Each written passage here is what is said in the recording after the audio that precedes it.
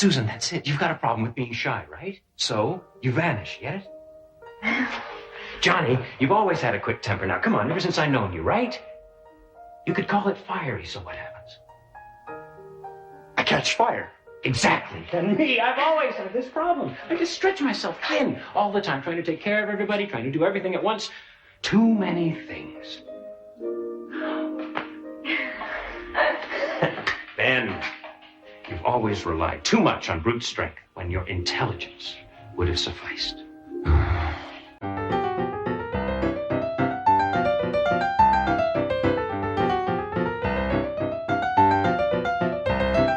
Hello and welcome to Comic Book Movie Oblivion, the podcast about feature films based on comic books and comic strips that people have stopped talking about. We are your hosts, Jordan and Kumar. That's me. And me. And this week we have a very special episode. We are crossing over with Deconstructing Comics to talk about the Fantastic Four movie from 1994. So actually, Jordan and I have hosted Deconstructing Comics 7 times. So we have. Well, you hosted it a few more than 7, but we have hosted it 7 times. Yes, together 7 times, and this podcast would not exist if it hadn't been for those 7 episodes, I don't think. I think that's pretty safe to say. Mm-hmm. So it's a spin-off. Okay, it's a spin-off. It is a spin-off, or yes. Underling is another term I would use for it. Okay, so our co-host here, our third host is Tim Young from Deconstructing Comics. My boss at Deconstructing Comics. So, Tim, do you want to tell us about the show before we get started? All right. Well, so this show goes all the way back to 2005, when podcasting was in its infancy. And it grew out of a comics drawing class. And in the early days, it was more about making comics than it is now. It sort of evolved over the years and become like our topics tend to be about kind of notable comics from the past, sometimes very recent comics, or movies based on comics, or submissions sent in by their creators for a critique. That's another thing that we do. And as we've said, Kumar is kind of part of both of these shows, Comic Book Movie Oblivion and Deconstructing Comics. And so Kumar and Emmett, who's also in Australia, the three of us have kind of evolved into being the main 3 people on the show, although very rarely are we all 3 on at the same time. And sometimes one of us is on with someone else, someone other than us 3. So lately there's been a lot of discussion of manga and Jack Kirby comics from the 70s. So if that sounds interesting, then check us out. And but what was your very first episode? Because as I recall, it was the trailer for Superman Returns. That's right. Yeah, we were talking about the trailer for whatever Superman movie that was coming out in 2005 or that Superman I never actually Lives, saw. Or what was it called? It's called Superman Lives or Superman Returns, but it was 2005, and the whole episode was about the trailer. So it began as comic book movie material. Yeah. And so we're carrying on that comic legacy. Book movies have always kind of been lurking in the background. Yeah. So did I say we were talking about Fantastic Four from 1994? Yes, you did. Okay, unreleased. I chose a few issues to read, 1, 8, and 11. So let's do a pause the podcast. Do people need to go away and read these comics or watch this movie before listening to this podcast? Have you been living under a rock? Then yes. If not, then settle in for us to talk about the Fantastic Four that you know so well. There's actually a twist in this movie which the characters don't know about, but the audience does. Like, the audience knows. And the characters it's a big reveal for the characters in the movie. It's the construction is bizarre. Yeah, I think I know what you're talking about. Yeah. And yeah, I mean, comics fans are not fooled for a second, but... No. Well, and on screen, you see them bring this character back to life on screen moments after he supposedly dies. Yeah. So no one's going to be shocked about what we're talking about. I assume you've paused and come back. The origins of Doctor Doom. Yeah. Okay, so let's roll the tape. Welcome to Deconstructing Comics, crossing over this week with Comic Book Movie Oblivion. Welcome, Kumar and Jordan. It's an old-fashioned crossover, just like Crisis on Infinite Earths. Yes. And we're going to be talking about the 1994 Roger Corman Fantastic Four movie that was finished and then not released. This is kind of the first in a series of, we're going through. So we did Tim Catches Up with the MCU, but now we're doing Tim Catches Up with the Fantastic Four movies, because I've never seen any of them. Me too. Any of them. So now I finally have watched this one. So, but first of all, tell us about Comic Book Movie Oblivion. Comic Book Movie Oblivion, the description is it's the podcast about feature films based on comic books and comic strips that people have stopped talking about. I've never been quite happy with that description, even though I wrote myself and have read it out loud for 107 episodes. But it's basically the mission statement of the podcast was to cover comic book movies that were not in universes. So they're not Marvel Universe, DC Universe, or Sony Spider-Man Universe. Yes. So basically anything else It's fair game. is fair game, yes. And we have done some very mainstream stuff, and we've done the most obscure stuff. And it basically started because I, maybe 5 years ago, watched the Popeye movie and was like, how come we haven't done this as a podcast? Or why aren't there podcasts covering this kind of movie? Why aren't people talking about the Popeye movie? Exactly. And then a year later, I discovered this movie starring Pam Grier called Friday Foster, which I had never heard of, and then saw in the description it was based on a comic strip. And I was like, how is it possible that I have never heard of? I feel like I know a bit about comics and a bit about movies. And to me, it was shocking. I was like, well, somebody needs to cover this kind of material. If you're wondering what could possibly be the nexus in which Pam Grier and Robin Williams coexist, it's us. Yes, exactly. So if you like the sound of that, tune in. Yeah.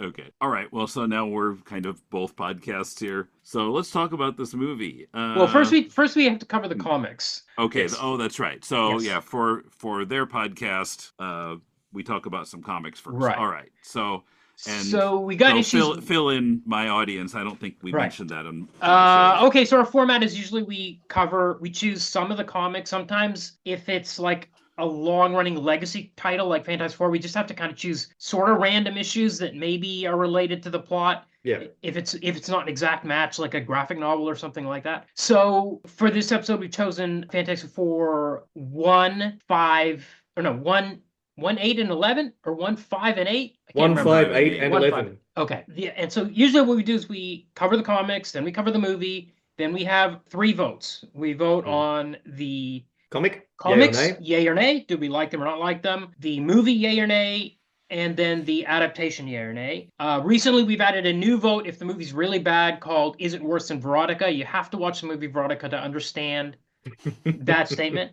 The other thing you just need to know is sometimes we ring a bell if we mention Alan Moore, H.P. Lovecraft, or Dune. Any of those 3 things. Kumar's 3 bugbears. The bell If they has come to up, be I'm rung. supposed to, like Pavlov, I'm supposed to ring the bell to dissuade him from discussing it any further. Yes, but because we're on Zoom, it cuts out the bell sound. So we'll have to just say ding ding. And the other thing is we have all stars. So if an actor appears in 3 different movies on our podcast, they get labeled an all-star. So like Timothy Dalton was in Brenda Starr, Flash Gordon, and The Rocketeer. And The Rocketeer. So he's an all-star, for example. Oh, wow. Okay. Yeah.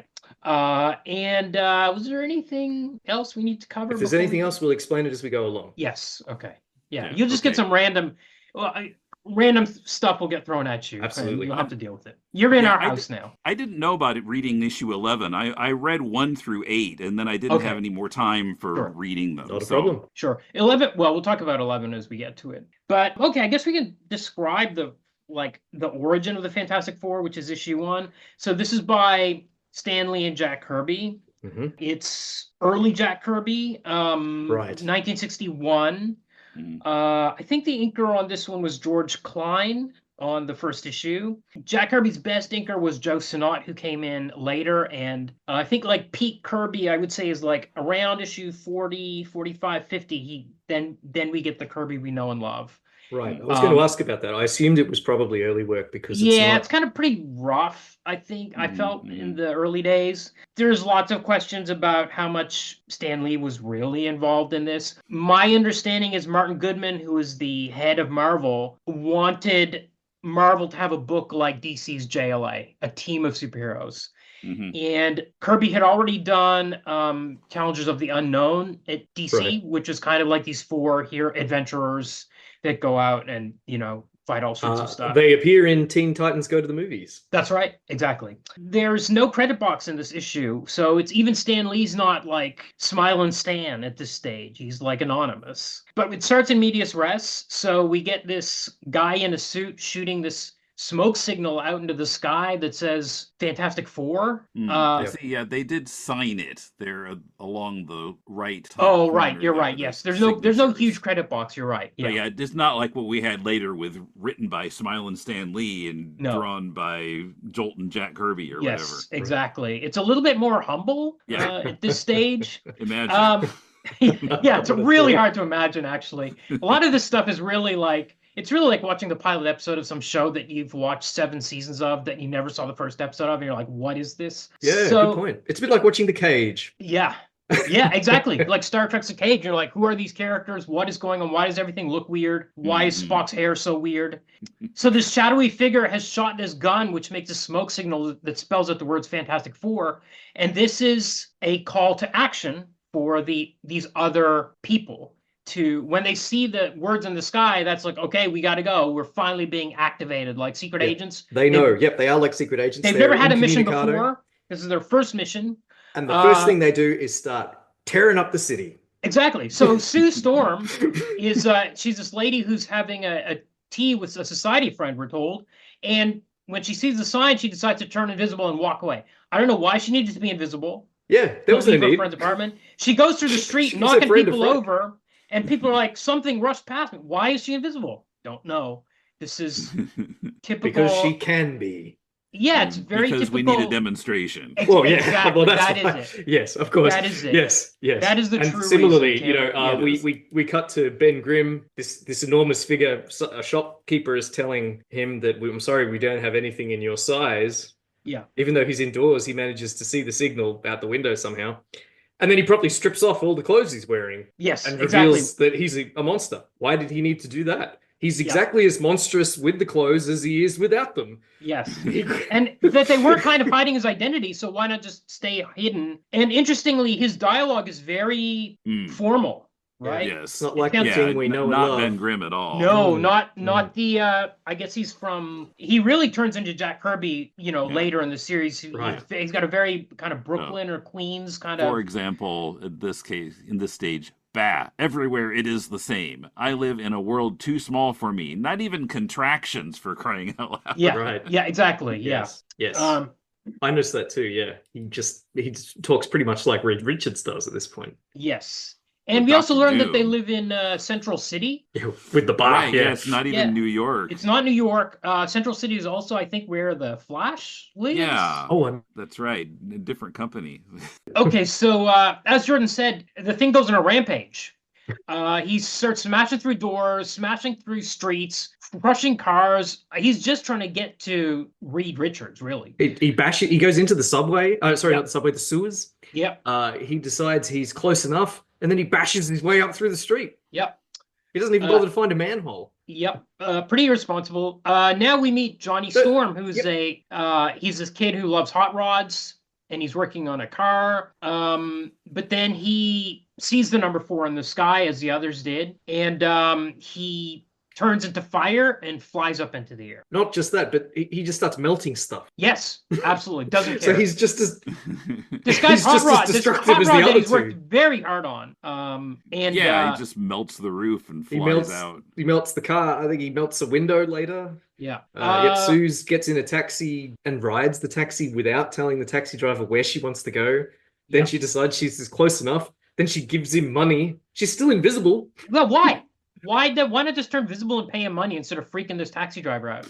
So by the way, the at this point the army starts chasing Johnny Storm, not knowing this flaming figure in the sky. He starts melting the jets, and they fire a nuclear missile at him, which Reed Richards' stretchy arms reach up and grab. Yeah, and throw into the everybody ocean. in this is super careless. Yeah, it's this is chaos. It's 8 pages of chaos is what we've had so far. Do regular, interceptors even carry nuclear missiles? Are they allowed to shoot them at unidentified flying objects? Yeah, in a city, in a major city. Yeah, crazy. Nuts. Yeah, it's all pretty crazy. Now, once they all arrive, we get a recap a flashback of how they became these people with these amazing powers.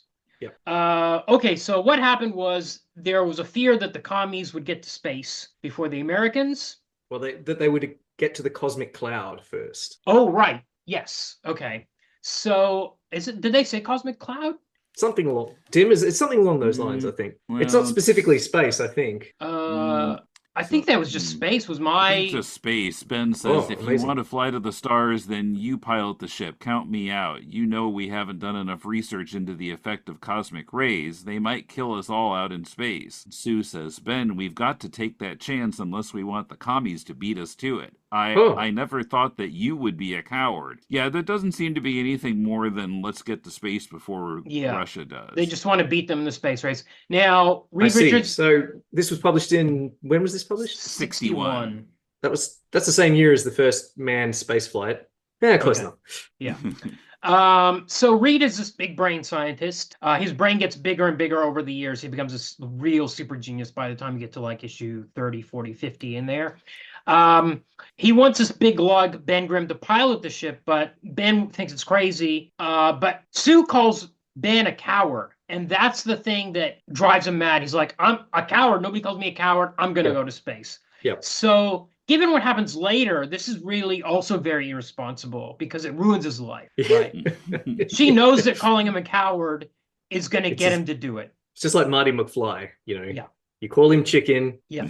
he'll do it. Exactly. And it's not good for him because he turns into a big orange blob. Yeah. So they go to their rocket station. They sneak in. They sneak in. And we should mention, why take Johnny and Sue along? Oh, that's right. Sue, That's right. Sue says, don't say it, Reed. I'm your fiance. Where you go, I go. And That's Johnny right. says, and I'm tagging along with Sis, so it's settled. That's right. And in the movie that we're going to talk about, it's no more logical than this. No, exactly. A point in the movie's favor. In this, I mean, these two people are not qualified. They're just going to space. Yeah. They just want to tag along. No training, nothing else needed. Well, it's not an official mission, so I guess it's fine because they have to actually sneak into the spaceport. Right. At night. That's right. Past an armed guard. They steal the ship, I guess. They fly up into space, and then the ship is bathed in cosmic rays, which is something they were worried about. Yes. And sure enough, when they land on Earth, they crash landing. Yep. They crash land. They climb out, and they're all very strange. So Sue starts turning invisible, including her clothes. And Ben starts turning into this weird, like, rock monster. Yep. And his clothes tear off of him. His clothes don't turn into rock. He gets really angry that he's become this weird, ugly creature, and he starts attacking Reed. Also, he's jealous. He has a romantic interest in Sue, even though they're engaged, and he is constantly annoyed that her feelings for him. So his response is to attack Reed out of jealousy. Reed starts stretching like Plastic Man. He's basically a Plastic Man ripoff. He starts stretching into all sorts of weird rubbery shapes. Yeah. His clothes also stretch into weird rubbery shapes, by the way. Let me just point it. Poor old Ben's the only who person needs whose unstable clothes... molecules? Yes, exactly. At this stage, At this stage, I think later on the Human Torch lights up, but his clothes don't burn. His clothes don't burn. He later on he'll need asbestos clothes. That's right. Good old asbestos, safe as houses. But at this point, his clothes just don't burn up. Yeah, so I think he lives in a huge asbestos room eventually. Yeah, that's his lampshades made of asbestos. Exactly. You know, it's kind of how it's like the excuse for it like covers all the fire damage. Anything fire related is covered by asbestos, much like the cosmic rays just cover whatever their powers are. They've got cosmic rays though, they're mysterious. Asbestos is a real thing.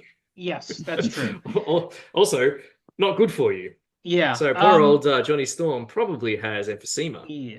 Yes. So all four of them have had very different reactions to these cosmic rays. Mm-hmm. Yeah. It's not like uniform. They've all got very different powers. And the rest of this issue, they fight a villain called the Mole Man. I don't think we need to go too deep into this. He's this guy that wasn't he like ostracized by society? Yeah, because he's ugly. He's ugly, and he was ostracized, so he went to live underground, and then he just said, "I'm going to go mole themed." And this is relevant to in the movie they wanted to have Mole Man and they couldn't get the rights, and so they had to substitute another. That's right. We'll talk about that when we get to it. Yeah, that's true.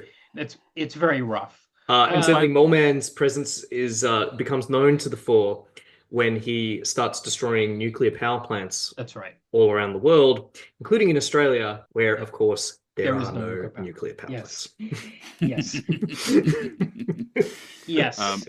Yeah. Now, issue 2 was not one of the ones you wanted to talk about, but I read like 1 through 8. I'll just say about number 2. Number 1 was their very first mission. Number 2, they're already world famous. Right. Word travels fast. Yes. Yeah. Well, I think Stan Lee was kind of smart about having different types of superhero groups, right? So he'd have like this famous one, and then he'd have like the X-Men that couldn't be famous, right? Like all the books were quite different thematically. So actually we should talk about the 4 characters that are on the team a bit too. And I think they evolve pretty quickly. They get a handle on how they should be handling this group of people. So Reed, as I mentioned, is a big brain. He's older. He's got gray temples. A little bit unusual for Marvel character. They tended to be a bit younger than the people. DC characters. Yeah. Sue is the woman. She's the woman. She sews. She takes care of the team. She's constantly bringing them tea and coffee and sandwiches, things like that. It's 1961. Yes. Yeah. Later on, her power develops so she can form force fields. Like it's kind of an extension of her invisibility power. And she, of course, later she becomes known as the Invisible Woman, not Invisible Girl. Yeah, I think that didn't change until John Byrne did it in the 80s. Oh, really? Okay. Wow. Okay. I'm pretty sure. Okay. So Johnny is the young teenage hothead. Hothead, get it? Yes. As we mentioned, he loves fast cars, and he loves playing pranks on Ben Grimm, the Thing. And Ben becomes, as we mentioned before, kind of very much like a Jack Kirby himself was. He even draws the Thing looking like himself almost in some panels later on. Yeah. And he's constantly annoyed, and he wants to be human again. Yeah. And he's angry at Reed, and Reed is constantly trying to come up with ways cures to transform him back. Yes, and they usually work for a few minutes and then wear off. But Reed's like, I'm not going to give up. I'll keep trying. But he's cantankerous, sort of irascible, yes, grumpy, and he's always clashing with Johnny Storm. Yes, and lots of other people, including the Yancey Street Gang. They become a kind of side character throughout the series that are like constantly. Some more Jack Kirbyisms jumping in there. Yep. With street gangs. Yes. This is sort of very Stan Lee because they spend half the time fighting monsters and half the time fighting one another. Yes, very much so. They're very kind of dysfunctional. Yeah. Yeah, and I guess that was something unusual in comics very much so. 1961. Yeah. Especially compared to like JLA, where everybody was getting along, superheroes that were all like, we're all the good guys. Yeah. Utterly well-balanced moral paragons. Exactly. And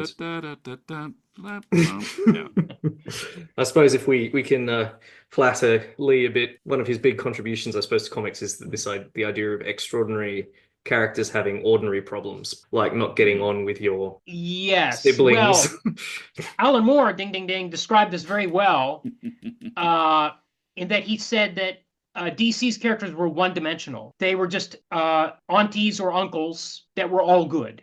That was it. They were one-dimensional. And he said that Stan Lee's major breakthrough was that his characters were two-dimensional. They would be your aunties or uncles, but they would have trouble with girls or money or something like that. They would have one thing that they were struggling with. But it actually works really well for Fantastic Four. They've all got kind of one thing, and the four of them play off each other. And, by issue 5, 6, 7, 8, it's really, the wheels are turning pretty well, I think. I think the plots still don't make any sense. No, the plots don't. But the family dynamic is really working whenever those pages are happening. I would agree with that. The plots are just craziness. Things just happen for no reason. In the Mole Man issue, Mole Man, I think Johnny Storm and Mr. Fantastic perhaps end up in the subterranean kingdom. Yeah. And they pass out because of blinding light. And when they wake up, Mole Man's put them in anti-blinding light suits. Yes. That was how we resolved that problem. Yes. The Mole Man took the time to undress them. I guess he undressed them out of what they were wearing and put this skin-tight kind of like wetsuit thing on them with a hood. That's a big job. Yep. And And he cared enough to do it, and then he tries to kill them straight after. I'm just reading, thinking, what the fuck? yes. Yes. And Sue tends to get captured a lot in these early issues. Yes. But she does sometimes is the one that rescues them because It's true, she is, and we even get an issue reminding us of that. yes, that's right.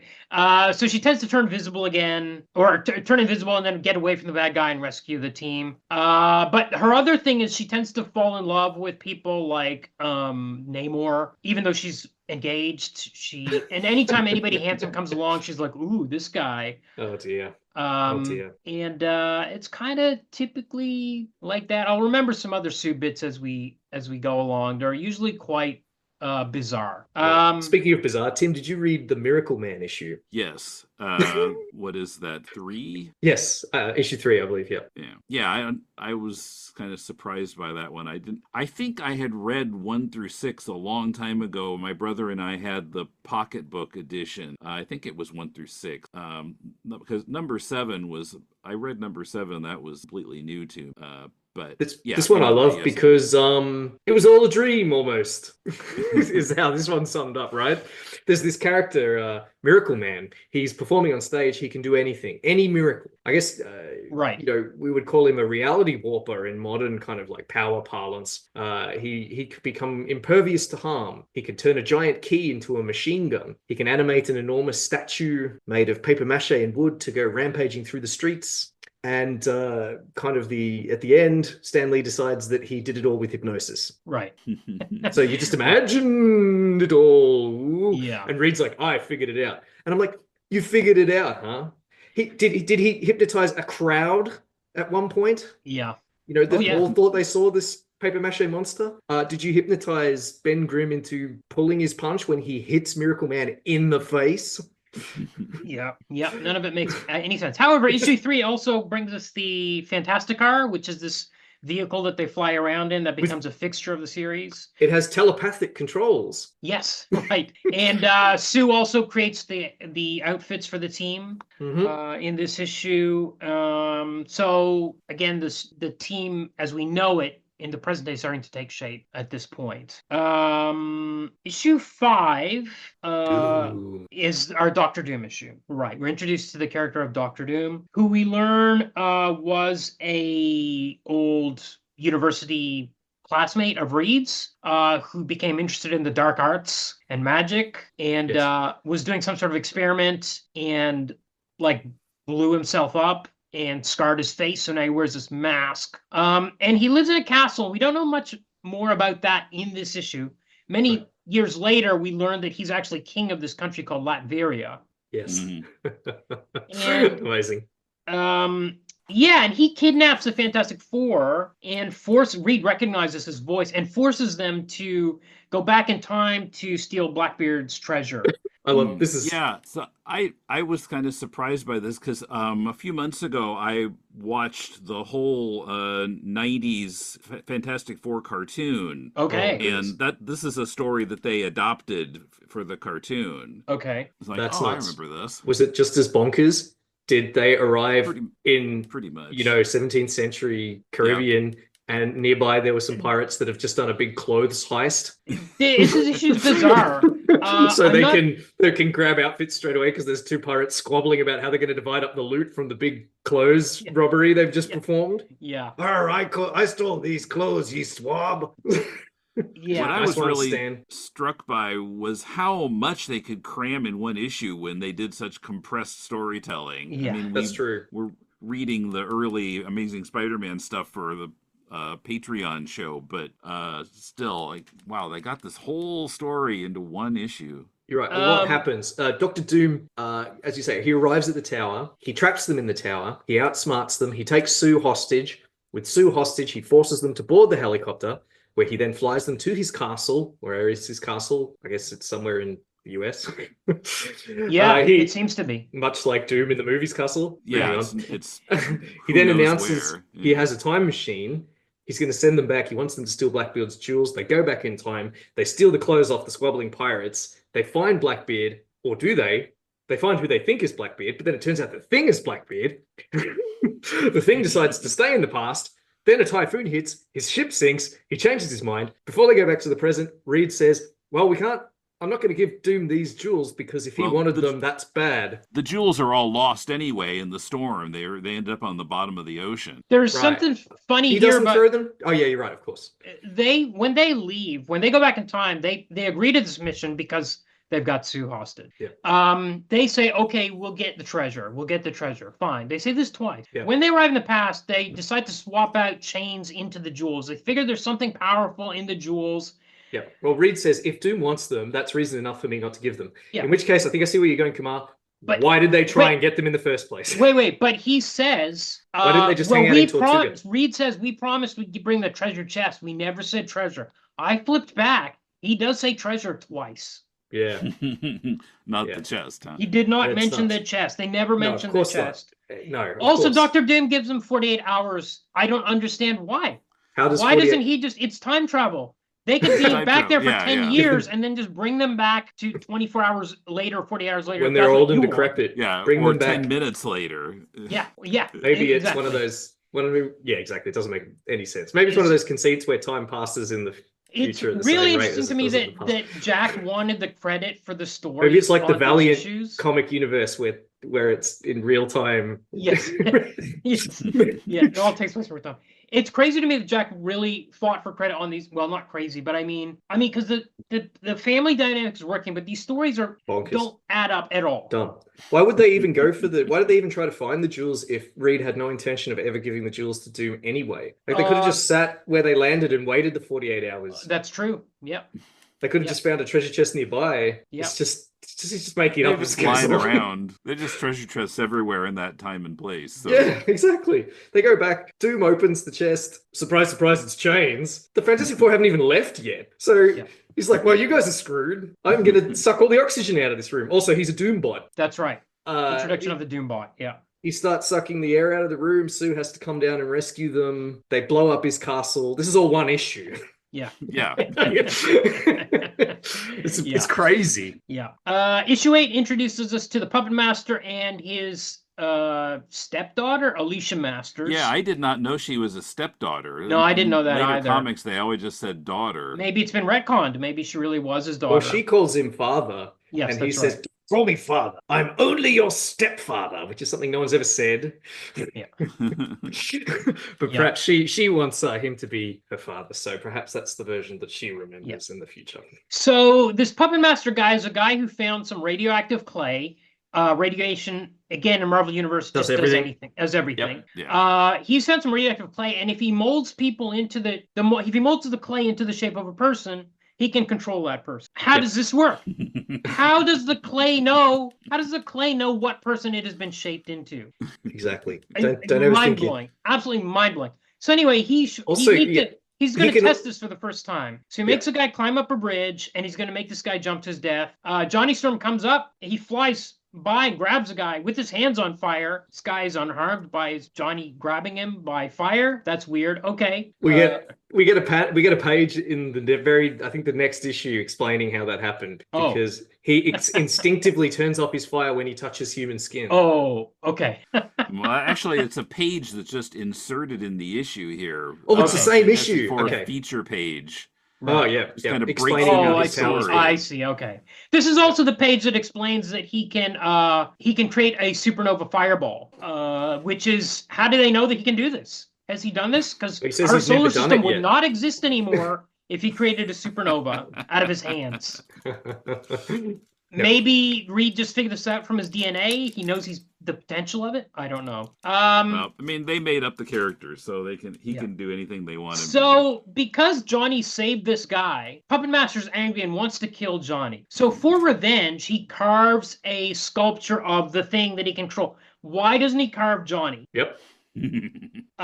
Instead, he makes the thing come to his house, and he figures out that his daughter, Alicia, looks just like Sue Storm, because Sue shows up invisible. And he's like, okay, I'm going to disguise you as Sue Storm, and you're going to go over there with the thing, and they're going to let you into the base. Now, 2 questions. Why would you disguise your blind daughter as as a woman with sight. That's like a bad plan. Also, why do they need Sue to get into the base? Can't Thing just go home? They've already got the Thing, and in fact, the Thing takes her back. Yeah. While still under the control of the Puppet Master. There's no reason for him to do that. Also, one more thing, Kumar. He then makes a doll of Sue. Yeah. And of course, we've established that you make a doll that looks exactly like the person, and that's how you control it. Alicia looks exactly like Sue and is dressed exactly like Sue. So how does the how does the doll know the difference? Yes. How does the clay know which one is the real Sue? Yes. Great question. Then he forms a puppet of the warden, not the warden of the prison, but like the trustee. The trustee of the warden. Why not just form a puppet of the warden to steal a key out of his desk? And we only ever see the trustee's hand. We don't even know what the guy looks like. No, very strange. So I don't know. He wants a prison riot to happen. I can't remember his reason for that. Me neither. Oh. Yeah, I don't remember. But in the end, it's not important. He just wants to create chaos. He's evil. Yes. So after the big fight and after they stop the prison break, the puppet master has made a puppet of himself as a king. Well, first hang on, Kumar, you've missed some crazy stuff. Okay. So first of all, he's made a giant puppet. Yes. That he controls. So hang on. Oh, that's right. How does this work? Did he make the giant puppet out of the radioactive clay? Or did he make a smaller puppet of the giant puppet out of the radioactive clay? In which case, where did the giant puppet come from? And you can control inanimate objects now? In that case, he also has a flying horse. Yes. Yeah. That's the next crazy thing. He has a jet-powered flying horse. Right. What's the story with this horse? Can he just build a jet-powered flying horse? In that case, why is he fucking around with radioactive clay? Yeah. You're a roboticist of superlative ability. Just make robots. Well, he found the clay. He found the clay. He's not going to not use the clay. He found this magic clay. Then finally, he also can't make up his mind, because with the horse, he says it's my greatest puppet of all, and then a few pages later, he's got a different greatest puppet of all. Yes. They're all the greatest. Yeah. Well, the best bit is that he makes puppet of himself. Would you ever make a voodoo doll of yourself? Exactly. That's to somehow make himself king. Somehow the puppet of himself is going to make himself. Why not? You just make yourself king. He's just made it, but I don't get it. He hasn't even made it to make himself king. He's just made it for fun. For fun. So this is what he's made it out of radioactive clay. Stupidly made it out of his magic clay. So when it falls on the ground, he trips over Alicia's hand, which the other people didn't have to have an EC Comics horror type solution for this. Like they would just fall over if the doll fell over. He got monkey pawed. But he trips over her hand as if it's a curse. And then he goes out the window. Comic, and then he falls out the window to his death. Except he's back later. Does he come back later, does he? I guess he doesn't. Oh, yeah, of course he does. Lots of times. This is not the end of the puppet. And Alicia becomes a major. Alicia becomes a major, like the romantic figure for the Thing. Because she's blind. They're married in current continuity. And I think maybe there's like a bit of jealousy with Johnny as well. Like maybe Ben thinks that she's interested in Johnny, or she is interested in Johnny. Ooh, boy. I can't remember.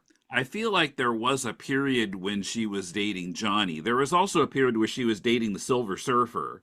But then they put her back together with Thing. Ugh, comics. Oh, well.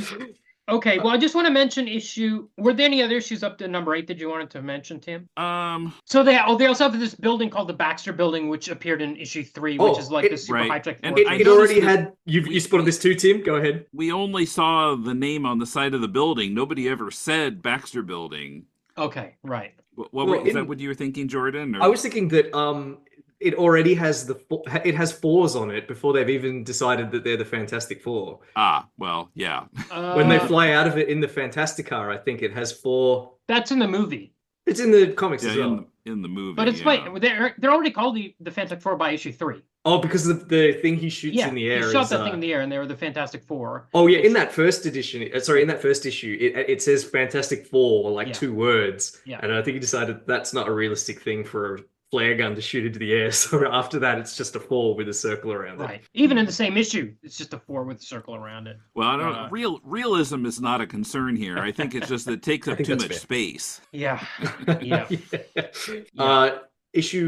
Sorry, Tim, you were saying. Yeah, no, I didn't need to say anything about the others. Well, we do have an appearance from Namor. He's reintroduced to the Marvel Universe. Okay. and briefly teams up with Doctor Doom. Okay, right. Oh. So issue 11 breaks the fourth wall, and the Fantastic Four address the readers. Now, in an early issue number 5, the Doom issue, Johnny is reading a Hulk comic at one stage. I knew you were going to mention this. I have to tell you, Tim, whenever the comic appears in the comic, it flips some kind of switch in Kumar's brain. He just can't handle it. He short circuits. Yeah. Well, they did this a lot in the early Marvels, where there was a company called Marvel Comics that was making comics about these heroes that lived in the world, if you know what I mean. So there are Fantastic Four comics in the world of the Fantastic Four universe and the Hulk comics in that world. That's been established. We even meet Stan and Jack in one issue at some stage. Right. So in this issue 11, there's a story where the readers are addressed. They get reader fan mail from readers, and they address them. And one of the letters is about how Sue is useless. So she breaks down into tears about this. Of course. And Reed has to say how they both Abraham Lincoln's mother.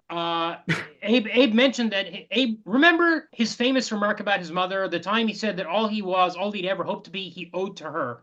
So Reed's point is that, yes, Sue is useless in a fight, but she's an inspiration to us like Abraham Lincoln's mother, and that's why she's worthy of being on the... Sort of damning with faint praise. But then Ben Grimm goes on to mention all the times that she rescues them with her invisibility powers. And then he says, if you want to see broad scrapping, go watch the wrestling. That's right. Wrestling. That's right. Which is actually a pretty good line. Yes.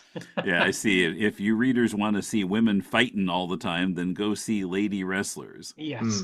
That's actually a pretty good line. Much better than Reed's one about Lincoln's mother, honestly. Yes. Yeah. Okay, so I think we've kind of covered the main thing is the dynamics of the team. Yep. I think more than the stories and maybe the points of the origins of the characters. Yep. We get a bit of their background in issue 11 as well, where they talk about how Ben was a fighter pilot in the Second World War. That's right. Reed Richards was in OSS, or whatever the American equivalent was. And yeah, but that's not as important as you say, the fact that they're a squabbling kind of nuclear family. Yeah.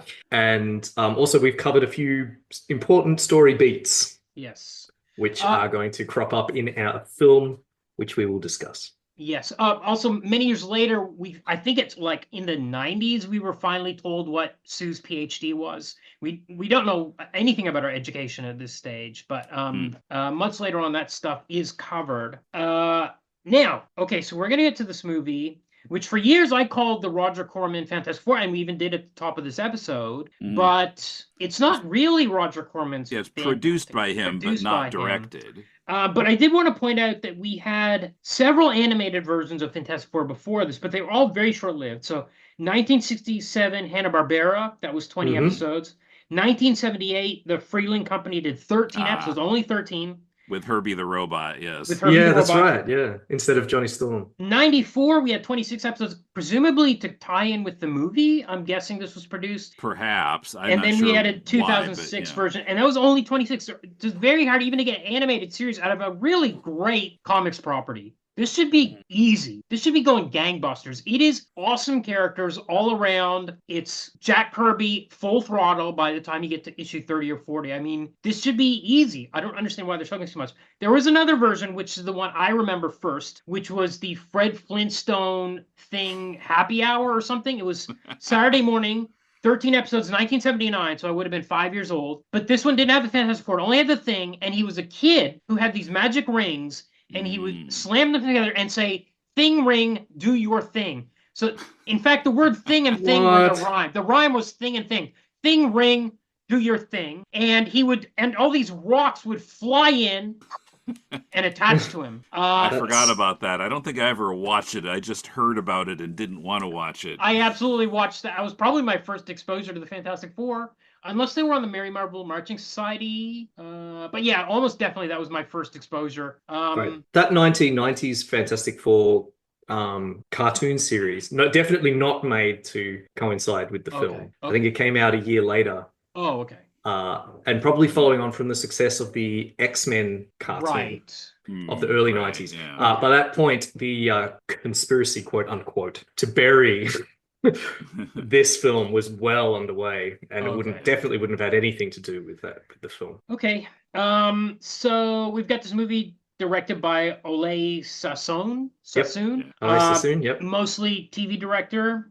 He did a lot of music videos in the 70s and 80s, apparently quite successfully. Right. So not the first director we've discussed who began with music videos and moved on to comic book movies, Kumar. Right. Written by a fellow named Craig Nevius, who was the mastermind behind a TV show called Black Scorpion, which is like the sexy superhero lady kind of TV show.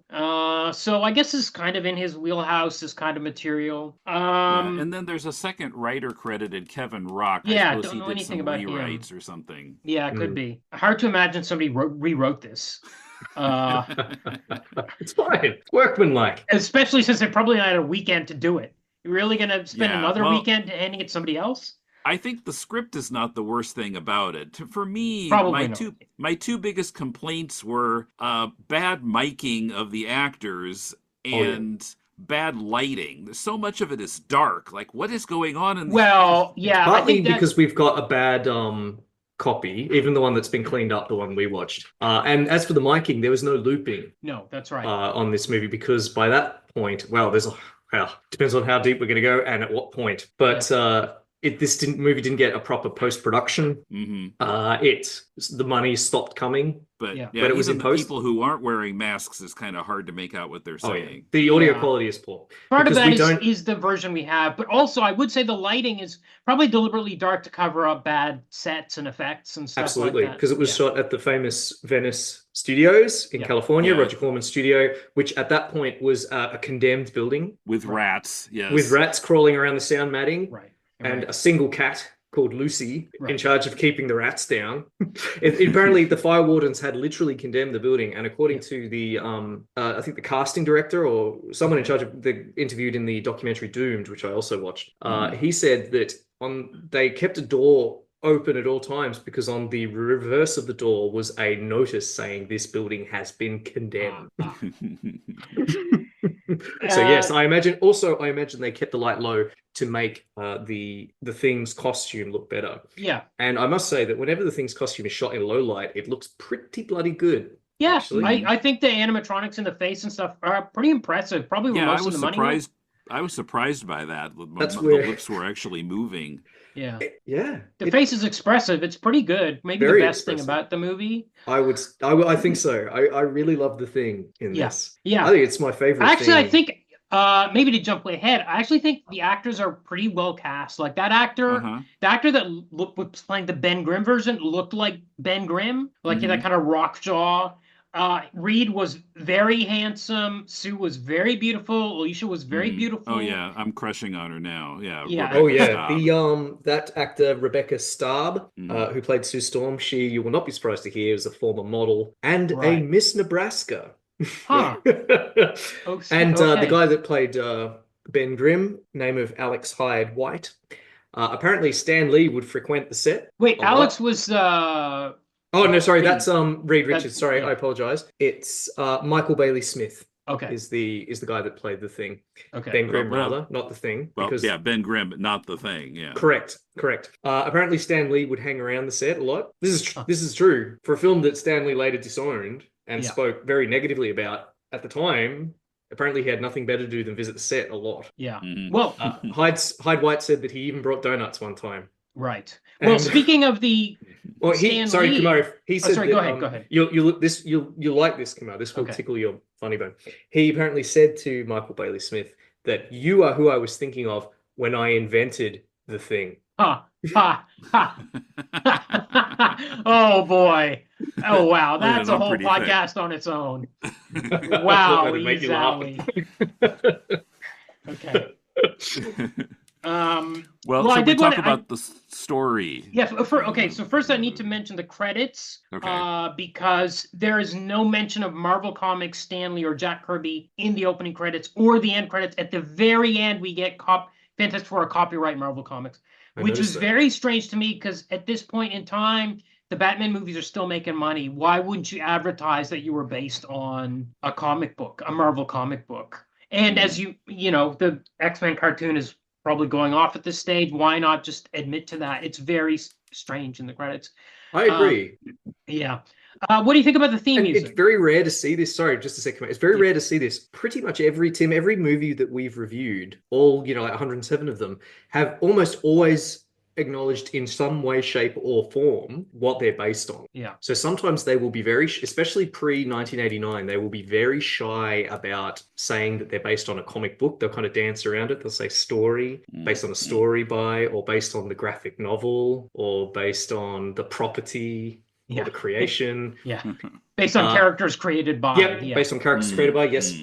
But almost always, to the point that I imagine it's a contractual obligation that you have to acknowledge the original source. That's why it's so strange that in this case it hasn't, except at the very, very end of the credits. Yeah. Bit of a puzzler. Yeah. What do you make of the music, good or bad? I was surprised at the quality, actually. I was like, did they get John Williams for this? They didn't, but... I think I was going to say... They ripped off John Williams, but John Williams also famously just ripped off all his riffs from other people anyway. This is a good score. So I was watching fair. the movie and my wife was nearby and she said, "Oh, that's really nice. I'm really enjoying the piano." Okay, good. And my wife is a musician, so okay, good. It's pretty good. Music by David Wurst and Eric Wurst. Yes, brothers. The documentary says they spent a lot of their own money to hire like a 40-piece orchestra to record this. Correct. They spent $6,000 of their own money. Wow. In order to get the music finished. Wow. Because they were that passionate. And they're not the only people to spend their own money on this movie. Right. Okay, so we start at a university. Reed Richards is in the class. He's sitting next to Ben Grimm. There's a teacher. The professor is talking about this comet that's coming by called the Colossus. Does it only come by once every 10 years? Does he say every 10 years? Okay. Yeah, a radioactive comet-like energy source traveling in 10-year orbits that tonight will be the closest to Earth that it will ever come. Okay. Except in 10 years when it's just as close, apparently. Yes. So Reed's classmate Victor is sitting behind him. They're working on designs for some sort of rocket. Significantly, Victor doesn't seem to have a last name. No, he doesn't. That's an important point. Well, it's a very important point. He doesn't have a last name. Oh, no, he's Victor Vaughn. His last name is Vaughn. Like, I'm guessing it's Vaughn, like Vince Vaughn? Yeah, like Vince Vaughn. Did they ever say that? I think they do at some stage. My old classmate, Victor Vaughn. And they seem to be... It's not so much a rocket as it's some sort of antenna or device to draw down the power of Colossus. It's separate experiments. It's very confusing. There's two experiments going on. There's like a rocket experiment and there's an energy experiment, I think. Oh, is there a rocket experiment? I thought that was... Reed I don't know. They're passing Victor... designs back and forth, and I'm not sure what the designs are for. I think they're talking about the device that we see them using later to draw the energy from Colossus. Okay, so they have this experiment going to draw this energy down from Colossus. Reed doesn't think it's ready.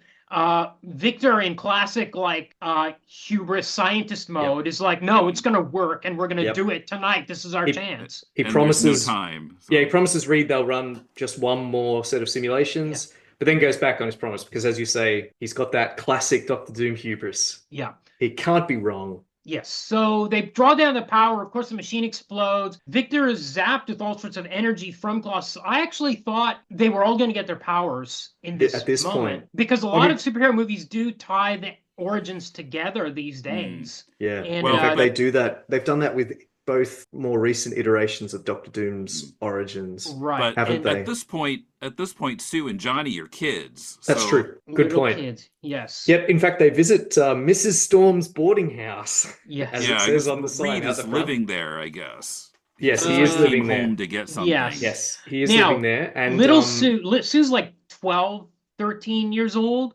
She has a mad crush on Reed, who's... We get some delightful Frank Miller-esque preteen crushing on an older male here. Yeah. Now, there's something I want to point out about this scene, because this actress looked very familiar to me, who plays young Sue. Yes. She is an actress named Mercedes McNab, who was on Buffy the Vampire Slayer as the preppy girl. But then I looked her up, and she's actually in both Addams Family movies as different characters. She is the girl guide that tries to sell cookies to Wednesday. Are they made from real Girl Scouts? Yes, that's her. Yes. Yeah. Mercedes McNab. Yes, I spotted that. So now she's been in 2 comic book movie Oblivion films. Not and also, yet. but she's on the way. She's on the way. And also the guy that played Reed, what was his name? Alex Hyde-White. Yeah, so he's going to hit 3 because he was in Captain America.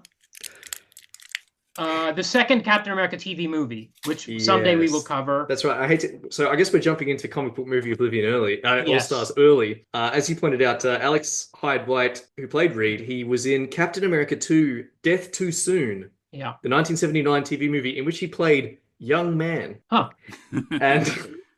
And he's also in The Adventures of Tintin, which Yes. we will eventually get to. Yeah. So I was interested that his father was Wilfred Hyde-White, who I only knew because some months ago I found out about the 1979 sitcom The Associates that he was in. It was the first TV series appearance for Martin Short. Huh. He was one of the stars of that show. wow. Okay. Yes, I think both Alex Hyde-White and one of the other actors both had famous actor Joseph parents. Culp, who played Victor Right. Von Doom, was the son of Robert Culp. Thank you, Kumar. Right. Yeah. Okay, so there's a big explosion. Victor's getting all burned up. We see his face get all burned up. He has a Typical great, supervillain origin kind of thing. Yeah. And then he takes a breath and some more. Yes. Yes. Yes. Yes. And he It's is amazing. presumed dead, right? Well, not quite. They take him to the hospital. Yes. Ben runs in and saves him. Yeah. Gets burned in the process. They take him to the hospital, and then 2 very suspicious doctors tell Reed that I am sorry, he passed away from his burns. I am taking him to the morgue now. Yeah. This guy's accent, I love it. I had a question here. Yeah. So I have those a 2 lot of doctors, I have a lot of questions.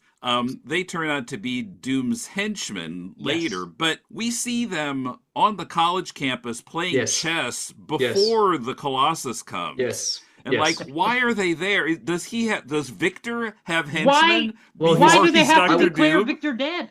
Well, Why does he have to be that's the dead? real question. I figured they were just keeping tabs on him. They were from wherever he's from. Why not From just say, "Oh, he's Castlemania. alive. He's alive." From Castlevania. Fine. He's from Transylvania. He's fine. Let's heal. Let's give him some bandages and take him home. Why do they have to say pretend he's dead? This is a really good question. Why? And also, if he's been very badly, if you need to rest, they say we need to revive him. We need to hurry. So if you need to revive a person that's been badly burned, is taking him out of the hospital the best plan? Yeah. I don't get it. Wild. Well, he needs to be. They need to think he's dead so he can make his dramatic comeback. Did he later. break the law or something, and they need to keep him out of jail? I don't get it. They're Okay, his so handlers. They've just decided he's better off back in the home country of America because his castle clearly is in America. yeah. Seems to be. Pennsylvania. Oh. Well, Yeah. later on, there's a really Pennsylvania. hard to make out line where he apparently says where he's from, but I couldn't even make out some of it. Huh. Oh, it's just some of that very muffled dialogue Right. that Joseph needs to come back and do in ADR, which he is willing to do, as he states in the documentary. He's just waiting for that call. Yeah. Actually, he just this year, in fact, started a change.org petition. This is Joseph Culp. Okay. In March of this year, urging Disney to release this movie, or at least acknowledge it in some way, shape, or form. Right. So he's one of the cast members, one of the people involved in the film that's never given up on the idea that it should be released. Yeah, I mean, you'd think that they could use this as kind of a promo for the upcoming movie. The actors in the documentary say over and over, why not just release it? Yeah. People will buy it. It's It's like how people say, why doesn't George Lucas just release the original trilogy unedited? People will buy it because there's more going on than just money here. Batwoman. What about the Warner Brothers Batwoman that they completed, edited, finished, and then did not release? I want to talk about Batwoman, but we're going to return, like, the mystery of why this film was never released is interesting. Okay. And we will discuss it. Okay. So now we cut to 10 years later. I was shocked when this came up on screen, but me then I too. shouldn't have been because we knew that Sue Storm was a little girl in the opening scene. Yeah. Yeah. And now Reed has gray hair. He's gone prematurely grey, I would say, because he was a university student in before the 10-year skip. Yeah. Or Yeah. maybe So he now was he's a grad student. We don't know. I He hope must he's have not been- that he old must have because been doing Sue's a like 12 PhD, years yeah. old. Yeah. I really don't. I really need him to be like early 20s. Yeah. Yeah. Yes. That is what we prefer. Yeah. Given the age difference and how long he's known her. I don't think it would go over well now. No. It's 30 years ago. My head canon is she's like maybe 24 and he's 29. Yeah, let's hope so. Prematurely gray. That's my so- head canon. You can't take this from me. Yeah. So he is building a rocket. I'm not sure why. I think the comet's coming back around because it's been 10 years. Yeah. He is building this rocket. He wants Ben to pilot it. They're like, we need 2 more people on our crew. They go over to the, what was the Boarding house? house. The boarding house. Yeah. And they recruit these, as Tim said earlier, they just walk in like, hey, join us. We're going to go into Wanna go to space. space? They asked Well, their mom, asked Johnny and Sue's mom, can Johnny and Sue come with us to space or whatever it is? Yeah. Well, yeah, that's right. That's exactly what Ben Grimm says. And then Reed is Reed's having like- second thoughts. He's telling Johnny like maybe you shouldn't. And then Sue shows up and Sue's gorgeous, so she has to come with us. Yes. Yes. Yes. That's exactly what it. happens. In You my nailed notes, I've got take this hot chick to space. Yes. She's Yes. gorgeous. Yeah, I mean, Oley Sassone, he's done a good job of photographing her. Like he really knew what he was doing. Then we get the title drop.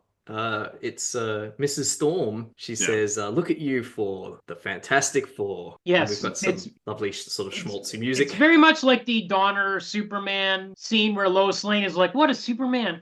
Superman." A bit like that. Yeah, or like we don't talk about Guardians of the Galaxy, but there's a similar scene. Yes. In that where Han it's sort Solo. of ponderous. Yeah. Oh. Yeah. Okay. So it's very difficult to tell what's going on here. Are they going to go to space? But they need. So Reed we need to go look Ben, into diamond. Reed and now. Ben have this giant diamond in a suitcase. Giant diamond in a suitcase that they're taking into, I guess, the building where they work. This is the biggest diamond to ever exist. It's huge, just like the size of your head. And they go into this building. Meanwhile, and when they go in, Ben accidentally bumps into this blind woman, and she's carrying a statue that she's molded, and it smashes on the floor. Yep. And she's very upset. She's upset, and to make her less upset, he decides to manhandle her. Yes. And then she says, He just physically grabs her. This is a blind person. He grabs her, picks her up, I think sort of hugs her for a bit, and then plonks her down and says, "You're all right, baby. I've got you." Yeah. And then I've written she Ben touches assaults a blind woman. She touches his face and she says, "I can sense you're a good person." Yeah, lucky. And then they walk away. Yep. She walks away. She leaves her broken statue. They go upstairs. That's it. Yeah, I don't think they didn't even get each other's names in this scene. Yeah, and then Ben says it's hard to hear. They're by this echoey stairwell, but Ben says like I'm in love, and then he's talking with Reed about that as they're going up the stairs. Yeah. Well, if you're in love with her, why don't you go? Why don't you go get a number? Out? Maybe. Yeah. Just let her go. Just let her walk up with the shattered remains of her. Yes. Of the statue. Meanwhile, there's a character that I thought was the Mole Man is observing Alicia Masters from a hole in the wall. No, first he's here. I think he's here to see the diamond. But yeah, he goes on going after the diamond first. He comes out of a manhole, and we know that it was supposed to be the Mole Man. But we don't learn who this character is for 40 minutes. We're not given a name. I assumed it was the Mole Man for 40 minutes of the movie. Of course. Of course. But as Tim pointed out earlier, this isn't the Mole Man. Right. The option that was purchased. Pictures. Yeah, that Constantine, ding-a-ding, New Constantine Pictures picked up in the early 80s. Didn't cover the Mole Man. Instead, it's just the Fantastic Four, Doctor Doom, and the Silver Surfer. Okay. Because, as they point out in Doom, the documentary, and also Common Sense, if you purchase the option for Fantastic Four, you get hundreds and hundreds and hundreds of characters. Right.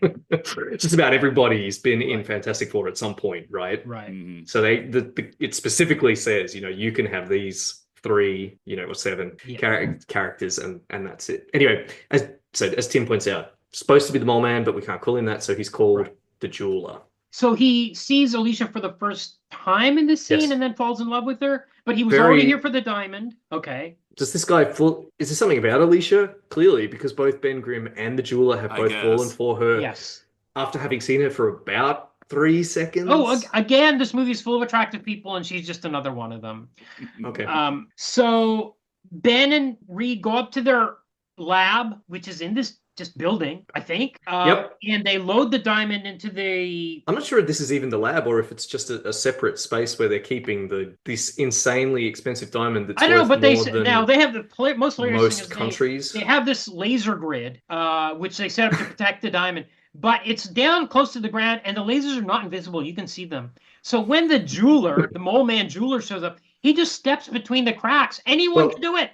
Not just steps, he does a skippy little dance. We I have thought some he was very a leprechaun. lighthearted music. I thought he was a leprechaun character. I was like, okay, he's not the mole man, he's some breakdancer. sort of leprechaun character. We still don't know he's a jeweler at this stage of the movie. Maybe he can, he's got he's got a jeweler's lens. Yeah.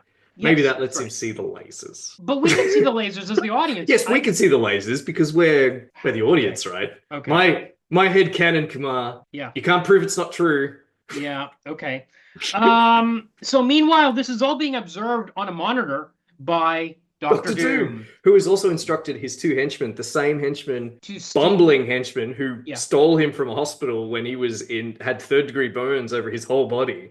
Yeah. That was a great. So now we've got two factions after this diamond, and we've got two romances, and this is a 90-minute movie. It's actually an 85-minute movie. Yeah, All this is happening at the same time. Jam-packed like a 1961 comic. It sure is. And the jeweler / mole man / leprechaun comes in and swaps the diamond out, much like Indiana Jones. Just he has an identical one, giant. He's got an rock. exactly the same, but made presumably of plastic. I don't how. I guess he's an expert jeweler. That's a superpower. I'm assuming this diamond must be a known quantity. It must be the biggest diamond that's ever been found ever. Right. I guess he knows about it, and he's made a perfect simulacrum. Anyway, Doom watching. How did Reed get it? Did you explain how a grad student got this? No, he's not a grad student anymore. He's now a successful industrialist. Oh, that's 10 true. years later. He lives in this flash pad. Oh, and okay, he's rich. Okay. Anyway, it might have been explained during some dialogue that we couldn't hear. Oh, yes, this is. So Dr. Doom, here we go. He's a bit like Dr. Claw. We only see his hands like in the Inspector Gadget cartoon. Yeah. And he's got a voice like Bane in Batman Dark Knight Rises, where you cannot understand what he's saying behind his mask. Yeah. It's an absolute mess. By Apparently, the way, about Dr. Doom, I noticed, I watched it twice.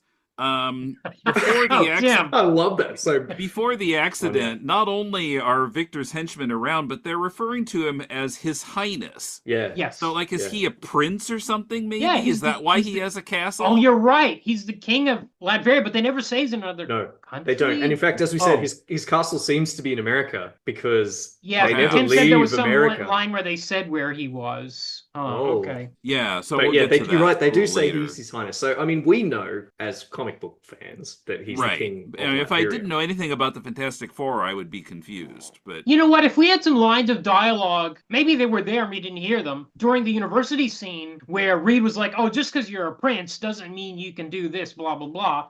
That would have helped. No, I kind of like that. It's just the henchman saying that he's Your Highness. I mean, that kind of covers it. I think he's royalty and he has minders. Okay, but he's lair. He has like a throne that he sits on and stuff in there. Yeah. Anyway, anyway, he's happy because now he doesn't have to steal the gem. The leprechaun has done his job for him. Right. Because what he wanted to steal the gem because he wants to stop Reed's space launch. Yeah. Because he is obsessed with Colossus. Let's talk about Dr. Doom's plans as the movie progresses. At the moment, no one else is allowed to have the secrets to Colossus except him.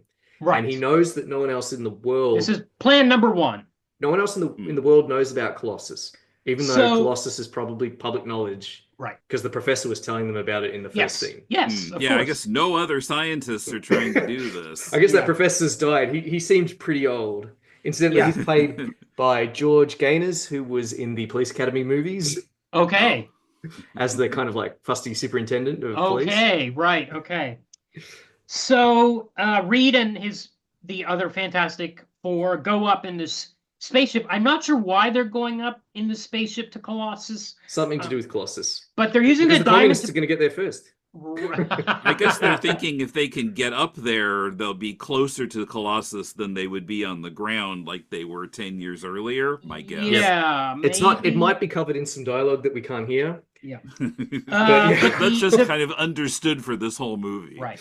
But the fake diamond, which was her power source, I guess explodes. No, I think it's shielding. Oh. Or well, so Read while they're up there, Read says the diamond's a fake, and it's that the fakeness of the diamond is causing things to go haywire. Apparently, right. It's a crucial component, and its failure means that they're exposed to the cosmic rays, and also the ship blows up in orbit. Yes. Yeah, and somehow they fall to the Earth, and they're all fine. I actually liked this bit. What? Call me crazy, because Read says, "How come the ship is in pieces, but we're okay?" They acknowledge it at least, yeah. Apparently their powers have made them invulnerable. Their powers have made them somehow invulnerable. I actually thought that was a good little touch, which is not in the original comics. You're right, actually. And it's a bit like, or maybe they vanished into the cloud for a bit like Soren in the Nexus in Star Trek 7. Yeah. And they rematerialized back on Earth, perhaps.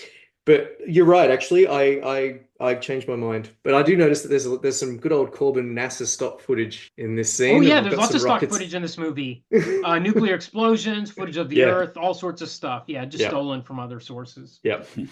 And the spaceship itself apparently lifted from an early Soviet science fiction film, which Corman used over and over. In his, 500 movies. I was wondering about that because they'd actually spend the money to build this model spaceship. Corman doesn't spend money. Right. Well, they made the whole movie for $1 million. We're told. I guess not counting. Yes, he counting out of pocket from the actors and. He had a policy that none of his movies would cost more than $1 million, and he only ever lost money on, as far as I know, one movie, which was a movie called The Intruder, which was about segregation, and I think was Shatner's first movie. And because of the controversy around it, it lost money, and probably this movie because it was never released, of course. Which he did not lose money on this movie. We can cover that later. Yeah, it didn't sound like it from the. Oh no, this is part of the whole mystery. Okay, interesting. Oh yeah, there's so much wonderful mystery about why this movie wasn't released. Okay, so they crash, and now they start developing their powers. It looks like the comic. They're like in a field. Yeah. And suddenly. And their powers are slowly manifesting. Yeah. So. First is Sue. Yes. They can't see her. She's calling out to them. No, Johnny's first. He sneezes. Oh right, he sneezes. When the sneeze started coming out, I was like, "Oh no, are we gonna have a fire sneeze?" Yes, it was a fire sneeze. Yeah, it was bad. It was real bad. It was Johnny first. He sneezes. Sue turns invisible. So initially she doesn't realize she's invisible, and then she materializes, and then she makes her bottom half invisible, and she freaks out that she can't see her bottom half, but. If she was invisible before, couldn't she not see herself when she was completely invisible? How does this work? She just wasn't looking down at herself. She was looking at them. But what about your own nose? Well, your own hands, your shoulders. You're right, of course, but this is an extreme situation. They've just been in a By the way, I give it a pass. By the way, something about that scene, I did not notice it until I was watching this YouTube. A couple of the guys on YouTube who were what did they call their series? So Bad It's Good was their series, and they noticed that in that scene where she's half invisible, she only has half a shadow too. They actually went that far. And got rid of the shadow of her legs. Huh. Well, a lot of people were trying really hard on this movie. Yeah, they were. I give this movie a pass, but I mean, some people were very passionate about this film. Yeah. All the actors, a lot of the people working behind the scenes. Yeah. The music guys. Yeah. Oh yeah, people spending their own money, especially the cast. The guy that played Ben Grimm, Michael Bailey Smith, he reckoned he spent $12,000 of his own money on promoting it. Right. Because they tried. Essentially, we will get to it. Don't let me forget, because we need to talk about it, because it is got really it in my interesting. notes too. So fantastic. So then we get the Mr. Fantastic effect. Yeah, because Sue trips her. She's trying to run away. She's about to fall down, and he reaches out and his arm stretches out in this ridiculous effect, but not the most ridiculous Mr. Fantastic effect. This is the only point in the film, I reckon, when it looks all right, because we get a quick cut we sort of see him reach out, and then we get a quick cut of his hand behind Sue's head. But quite often he's reaching for stuff that he doesn't need to reach for. And that's true in the comics a lot of the time, too. Oh, yeah. He's reaching for something across the room. No reason. Just put that thing next to you next time. Yeah, that's right. That's right. You gotta make the most of it while you got it. But unfortunately, yeah, like this is his By the power. way, I felt that scene needed a little bit of dialogue because so he reaches out and catches Sue before she lands on that sharp piece of wreckage. Yes. And everybody's a little bit freaked out, but it wasn't 100% clear to me that they were freaked out because he had stretched. I felt like somebody needed to say, Read, your arm, it's stretched. That really would have been nice to have. Yeah. It was, Especially since we didn't see it stretch because it was done with quick cuts. Yeah. It's like you kind of have to know about Mr. Fantastic and his power set in order to understand what's going on. True. You're really right, Tim. Someone should have said, Read, your arm just stretched in between those quick edits. Yeah. Yeah. I completely agree.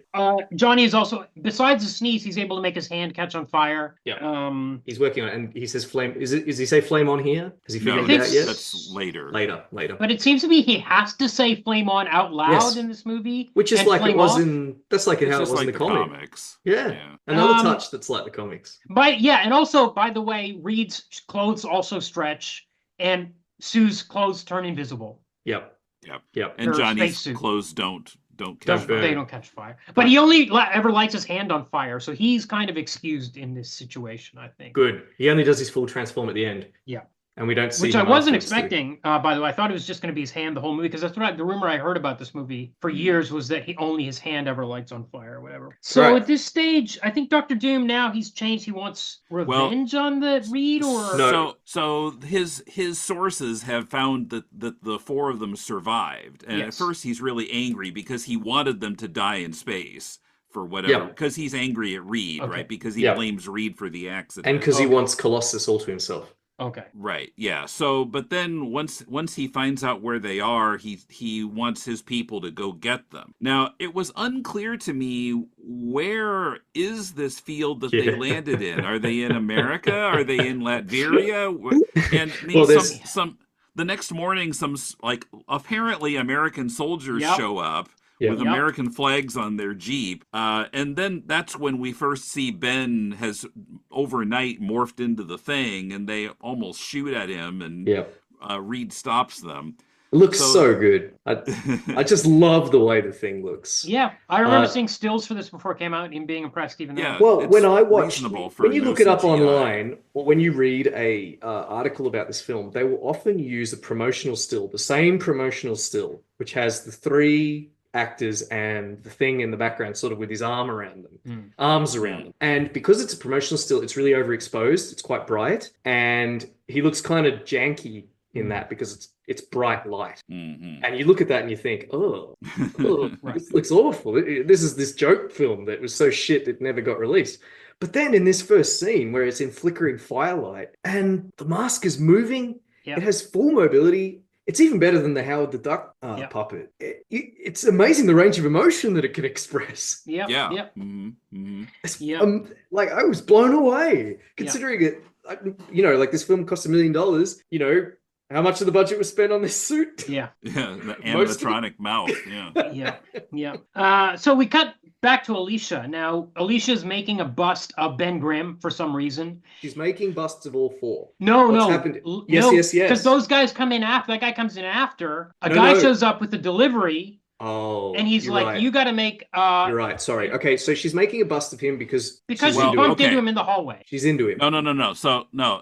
So she's been entrusted to make memorial statues of all four of them because America thinks they're dead. Yes. This is a very quick memorial. They've been dead less than a day. Yeah. And this delivery guy comes in and he's got these like molds of their faces, which supposedly were used for helmet fitting. Why do you need a mold of their exact face just for fitting? Like you only need to know is the shape and size of the head. But this is what I don't understand, because she touches the mold of Ben's face, which she's also making one of these. Yes. She touches that, and then she reads the name on the Braille card and says Ben Grimm, and she starts crying. Yes, well, because Kumar, this makes she's sense. learning this for the first time. No, this makes sense, Kumar. All right, this does make sense. Sorry, Tim, do you want to explain it? Yeah, so she felt, his face when she met him, when he Yes. broke her statue. Yeah. And so she didn't know who these people were that died. Okay. And then when she feels the mold of his face and realizes that it was the guy that she ran into in the hallway that she immediately fell in love with, Yep. now she's upset. Yes. So what mold was she working on when that guy came in? That's to tell us, Kumar, the audience, that she remembers his face. Because she touched his face. She touched his face in the hallway. hall. She's felt a connection with him. She went home and started sculpting his face. Okay. We see her sculpting his face, so we know, the audience, that she remembers it. Then she touches the molds of the helmets.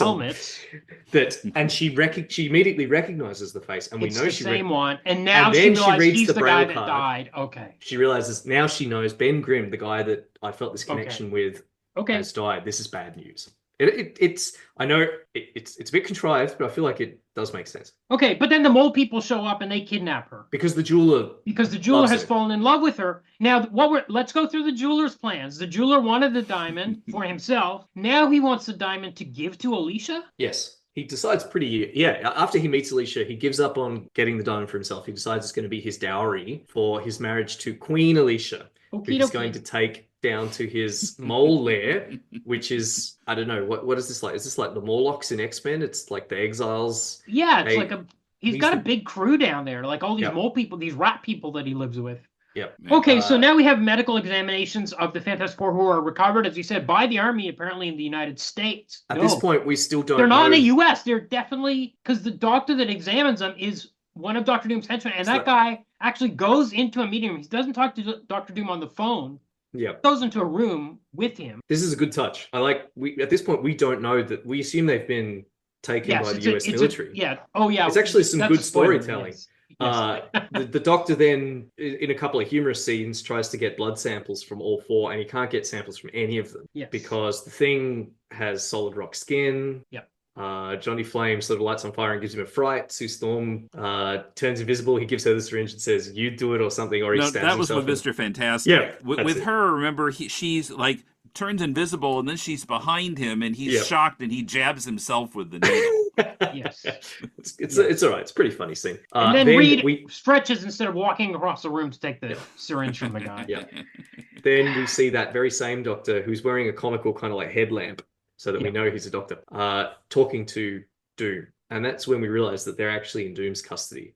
Yes. Okay, but there are questions. How did Doom do this? Does Doom keep a bunch of US uniforms around? And Jeeps. So that his people can, and US guys Army with American Jeeps. And US Army and guys with American accents? Yeah. Where are they? Did they crash land in America? In which case or did they have the great good fortune to crash land in Latveria? There's two options, right? They're either in America or they're in Latveria. Neither are great options because if they're in Latveria, why does Dr. Doom have all these US military uniforms hanging around? Yeah, well, at least the movie dealt with something that the comic didn't, which was how did they get back to civilization after they crashed in that field? Good point. That's not covered because, it's all compressed. And is it covered when they get away, a few scenes ahead, when they escape from this lair? How did they get back to their house? That's a good point. They must be in America. So Doom, we see that they're Doom in the castle. owns a castle in America. Yeah, we get establishing shot of the castle. But where is the castle? It's got to be in America. I choose to believe it's in Pennsylvania. So they get kind of impatient with their treatment, and they have no contact with the outside world or anything. They can't let their families know that they're alive. They're getting suspicious. So they just do some sneaking around. They find what was it? It's like a readout thing that it's written in another language. Yeah. It looks like Georgian. Computer readout. And so I assume that it's supposed to be Latvian, or it's not even like Roman letters. Some other, like Greek or something. It looks like Georgian. It's a Latvian language, yeah. So then they find Doom's contraption for supposed to be for getting the power out of them. Okay, wait, rewind for a second. First I want to mention that when Doom talks to the Doctor, when we get this reveal that the Doctor belongs to Doom, he wants the Doctor to harvest the Fantastic Four's power. Yep. So his plan has changed again at this stage. Well, He's he's like, I don't want discovered revenge. I want their powers. it's fine because he's discovered that they've stolen the power of Colossus. Yes. Because Doom is obsessed with Colossus because that's what, scarred him in the past. So he can't tolerate anyone else interfering with Colossus. So when he finds out that the power of Colossus is running in their veins, he can't abide it. Yeah. He says, I must have that. Okay. So his plan now is to go full Super Skrull. He's going to drain the power from the four of them and inject it into himself and have all four elements at his command. So the other moment I wanted to mention before the scene where they find the Latvian writing is when they escape from their guards, they're locked in this room. We get a very Roger Corman moment here, or very Batman 66 moment where we don't see the fight. The screen just swirls around a bit. And then the fight's done and the guys have been beat up because we can't afford to film it. Yes. And also they've swapped clothes. Yes. So again, right, yeah. this is straight out of issue 1. Yes. People undressing and dressing one another off panel or off camera. Yep. So another point in the movie's favor. Yes. So when they escape, they have to fight. They actually are stopped by Dr. Doom. Oh, as you mentioned, they find this device, which later we learn is a laser. Yep. Which is going to blow up New York. Now, wait, it seems to it seems to have something to do with Colossus. Maybe, but later on he says, if you don't turn yourselves into me, I'm going to use this laser to blow up New York. Yeah. Why was the laser there in the first place before they ever had powers? Yeah. Well, we don't know because Richards looks at it and he recognizes elements of it. Yes. He says, this is familiar. I've only seen this once before. And so this scene is the place where I think that there's part of the line I just can't catch from Doom. Reed asks Doom where they are, and he says, beautiful, charming something, and I am the supreme and beloved monarch. Okay. But Pennsylvania!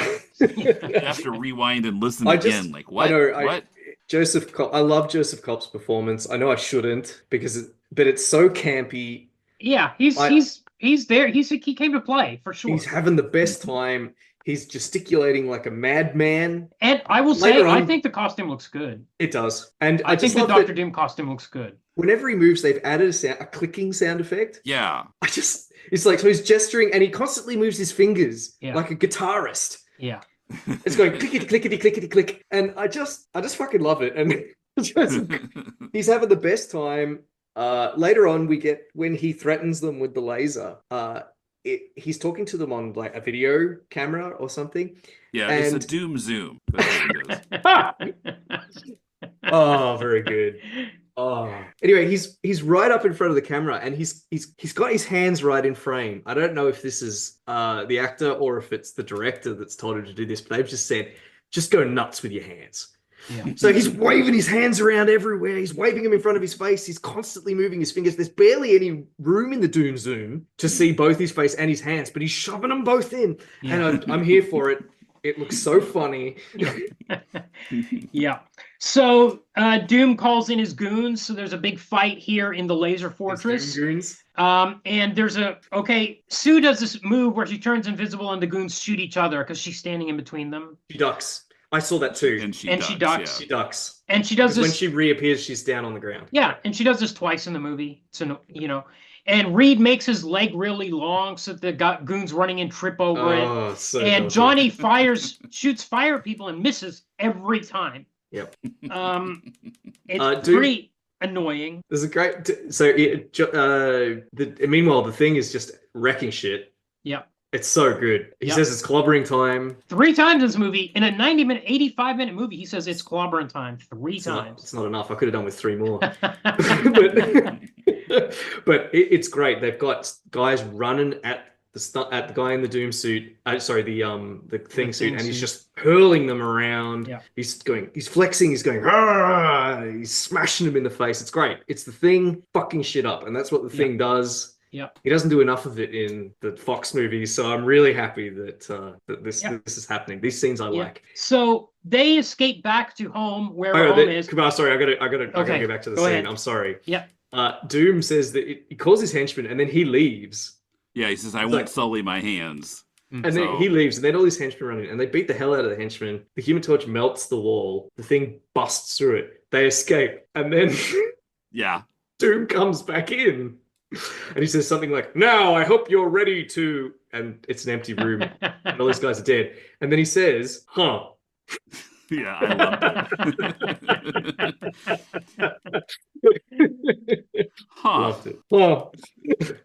Yeah, I was surprised to see Doom played for comedy several times. There's another one in the Doom Zoom call, which I don't know. Does something else happen before that? When he manages to somehow call Reed, do a video call with Reed that Reed wasn't even expecting. Yes. And when he says, "You have 12 hours, or I'll wipe out New York City. Have a nice night." Yeah, it's great. Yes. So this is the important point. When they escape, this is a very important point about where are they? Are they in America or Latveria? The way the movie covers this over is we get a scene transition, which is number 4, like a Batman, da-da-da-da-da-da, comes forward and back, and it's the only time it's ever used in the movie. One time. Yeah. The number 4, one time. How'd they get Never back? used before or after, and it's used to cover up the fact that we don't know what country they're in. I just want to believe that Dr. Doom's castle's on the outskirts of New York City, so like in upstate New York or something. You know what? Later, when they fly, later they get in the Fantastic Car, and the car flies towards screen, and then we get a match cut where it flies to the castle. So it's literally across the road as far as it's just a couple of suburbs to the north. Yeah. Okay. He's just like an eccentric guy living in like New Jersey or something. In his castle. Yeah.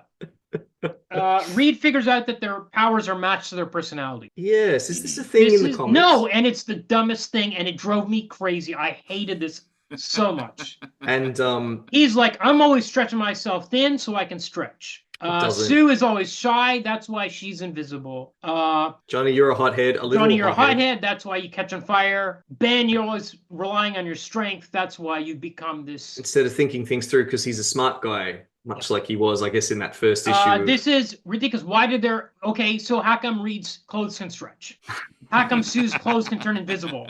Explain that. Clothes often stretch themselves too. Well, come on, man. Are they stretching themselves thin? Are her clothes shy? But if you don't have this explanation, the clothes stretching doesn't make any sense either.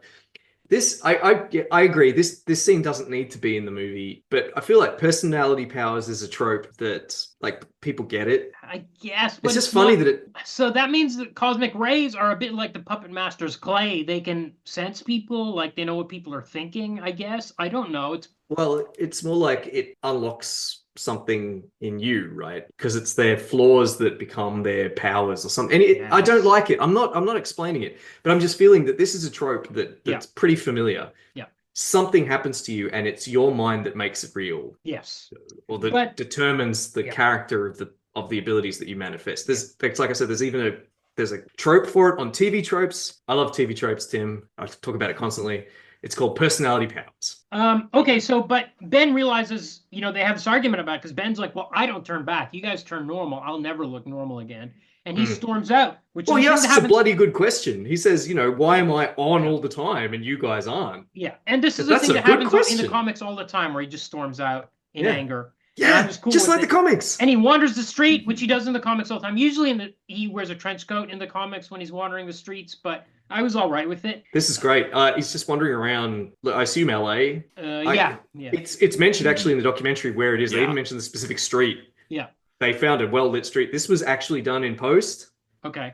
Because they needed a bridging scene. Okay. And it was like actually the director in the casting right. guy. It was the casting guy. Casting guy. Okay. The best talking head they have in the whole documentary is just this random. He's not even the actual casting director. He's the assistant casting director. But he still has all the he brings all these documents and he's got a really great kind of presence and he talks and talks and he talks. And he's a stocky kind of tallish bloke and he's apparently the director. Oley Sassone said to him, "Hey, you want to be the Thing?" And he says, "I would have paid money to be the Thing." So he got in that suit and he rambled around LA for an evening, no permissions, but has found a random street that was well lit. Right. Yeah, great. You probably see people dressed as the Thing around LA anyway, like those people that dress up as Marvel characters for tips. Depends. Yeah. Isn't there a specific street they do that on? Yeah. Okay, well, anyway, he's found by the rat people and they take him in because he's an outcast like them. Incidentally, he seems to have lost the ability to talk here. He's just sort of going. Yeah, he's depressed. He's just really depressed. Okay, fair enough. And at this stage, while he's away, Sue makes the costumes. It's very much like the scene in issue 3. It is.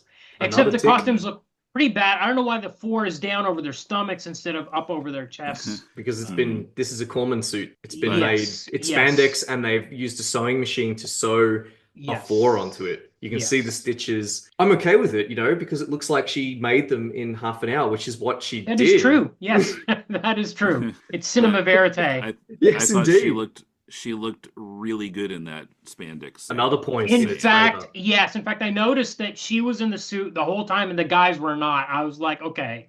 So we've got this shapely actress. I know what's going on here. Come on. Damn right. It's a giveaway. Incidentally, Kumar, back to the scene that you loved where they decide that their personalities have determined their powers. Johnny Storm says, "Holy Freud, Batman. I think you're right." Yes. That's right. Yep. That line is absolutely in this movie. Fortunately. Also, speaking of Johnny Storm, when Sue brings out the spandex, he says, "I'm not wearing that. I'll look like a dork." Yes. And that line, there's a line that's like that in the first X-Men movie, which came out 5 years after this, 6-7 years. Right. Where Cyclops says, "What do you expect us to wear? Yellow spandex?" Yeah, you're right. Yeah. Meanwhile, Doom's decided he needs the diamond after all. He's changed his mind. Why? What? First he said, "I don't need the diamond." Now he says, "I do need the diamond." He needs it for his laser, which means he needed it all along. Yep. So that makes no sense. Yep. He sends his bumbling henchmen, who I quite like these actors. I can't figure out which one's which on IMDb, so they'll have to remain nameless. But they go in and offer to buy the diamond, the biggest diamond in history. Mm-hmm. Off the jeweler. They said, "We'll make it worth your while." I'm thinking, how do you make it worth his while? Yeah, he owns a diamond that's worth as much as a hemisphere of the Earth. Why not just steal it? Yeah. That was your plan in the first place. Well, Why they do try that, for but it? they're well armed. Yeah, well, they should have stolen it back when stealing it was an option before the jeweler took it, because they actually do try to hijack it at gunpoint. And unfortunately, the mole men, or the Morlocks, or whoever we want to call them, they're all really well armed. So they're sent packing, and Doom decides to take care of business himself. So meanwhile, Ben Grimm has arrived as the Thing, and Doom shows up. He's here to get the diamond. He's, messing everyone up. He's fighting these rats. By the way, this layer, the rat layer, has a bottomless pit in it. They occasionally throw people down into this bottomless pit. Wasn't there a bottomless pit in the comics? Didn't the Mole Man, he discovered Atlantis or something? Yes, you're right. But when Doom comes in later and they're shooting at him and he's bouncing the bullets off, like every guy who gets hit then falls to their death, like Yes, yes, down into a pit. Yes. So by the way, Doom has shown this is New York. So Dr. Doom has shown up in New York. Let's just point that out at the moment. Oh yeah, I'm sorry. He definitely lives in upstate New York. Yeah. It's canon, man. So Alicia had been kidnapped earlier. She's here, and when Ben sees her, they're like, "I love you, I love you." By the way, they bumped into each other in a hallway, and he 10 seconds, and he sort of molested her. Yeah, and that's it. And they're madly in love with each other. Anyway, his love for her turns him back human. Why does this happen? Why? It has something to do maybe with the powers matching their personalities. I don't know. So he's trying to think through this situation because of his love, and then he turns back into... This is the only time it ever happens. He never does it again. It's not explained why. I don't understand it. I actually watched it twice. Yeah. The scene, that is. Unlike Tim, I didn't have the mental fortitude to sit through the whole film twice. Even though spoilers, I really liked it. But I couldn't bring myself to watch it twice. But I did watch this scene twice, and I still don't know why he turned back. Dr. Doom says, "Oh, looks like our friend is not feeling himself," or one of the goofy lines that he's always uttering. Yeah. And then okay, so Dr. Doom threatens the team. He says, I'm going to blow up New York, and I have the friend of Mr. Grimm. Well, he's got the diamond now. He's taking care of the jeweler. Yeah. Right. So but he says, I have the friend of Mr. Grimm. He has Alicia. Yeah. And Ben ran off when he was in How do they know who Alicia is? Yeah. Well, they just say his friend, and that's enough. How do they know who that is? Well, Ben knows. Because it's but he's not back yet. Ben's not back yet. You're right. then Ben comes. So Ben turns back into rocks. Yep. And then he comes back to the Fantastic Four. Why didn't he go back into the rat tunnels and fight Doctor Doom? Why Dr. did he Doom's bother long gone. I guess he realizes maybe he realizes he needs his friends. Maybe that's why he turned back into a human. Hang on, what is turning back into a human represent here? Does it represent a downgrade or an upgrade? It's not clear, right, Tim? I mean, well, you know what? I will say it saps his feeling of wanting to fight, and so he calms down. Or so it's a downgrade then, but he wants to become human again. Being the Hulk, but I will say this: in the comics, the Thing wants to be human, but the reader, it's bittersweet for the reader. When you're 12, 13 years old, you don't want Ben to turn back into a human. You want him to be the Thing. Mm-hmm. Even though you understand his pain. That's one of the great things about the Lee Kirby Fantastic Four. They delineated this so well. It's just like Al in Full Metal Alchemist. But... Right. Okay, so... is that a plug, Tim? Yeah, the Law of Equivalent Exchange podcast. Thank you. So... Find it on platform you prefer. So once Ben comes back, they're like, okay, we got to team up and go fight Dr. Doom. Just protect New York and get Alicia back, right? Yep, this is where they use that A-bomb footage with the famous footage of the house blowing up. Yes, that's right. And they fly off the roof of the Fantastic Four building with their Fantastic car, and the building has the number 4 on it, like the Baxter building or the Avengers building. And they haven't called themselves that's what I was referring to earlier. You're right. Yep. Not only have they not called themselves Fantastic Four, they have been back for a day. Yeah. They crashed on Earth. They were taken captive by Dr. Doom. They came back to New York. Now their building has a number 4 on it.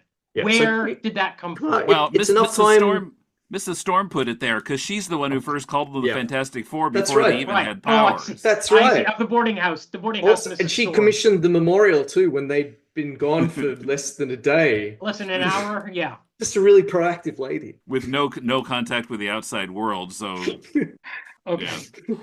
So they show up at Dr. Doom's lair. They're captured in these like laser beams that like these force fields, I suppose. Force fields, yeah, force fields. And then this beam shoots out to drain their powers, electricity. He's extracting their powers with. Is it with I don't know. Why does he have this ability? Doesn't matter. Whatever. So Reed is able to stretch his foot out of the force field. If you can do that, why not just stretch your arm out? Why not just move any part of your body? Your body can leave the force field. Well, they seem to be physically confined. Yeah, but you're right. Why not just use his arm? You're right. Why doesn't any of them use their arms? Well, because they're struggling again. The Thing, they're all pretty clearly confined by the beam in some. So it's a force field and but, Reed could have stretched his arm down under, but I guess his foot's closer. Yeah, it seemed to take a lot of effort. Like he had to really strain just to stretch his toe. And then we get a really goofy, all the Mr. Fantastic effects are really lame.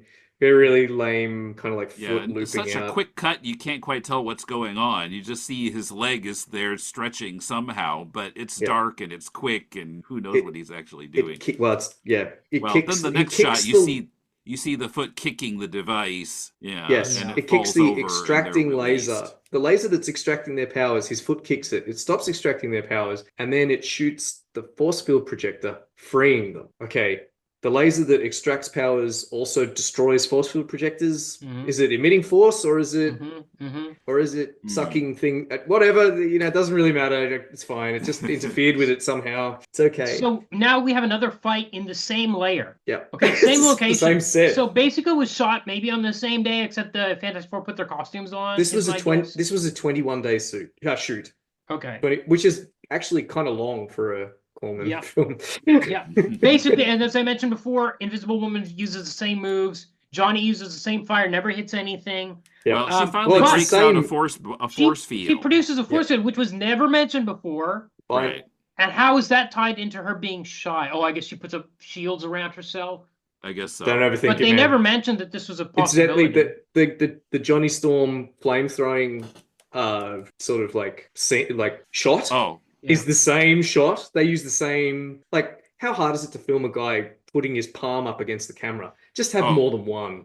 We forgot an important point, that when they were back at their place, they realized that Doom is Victor.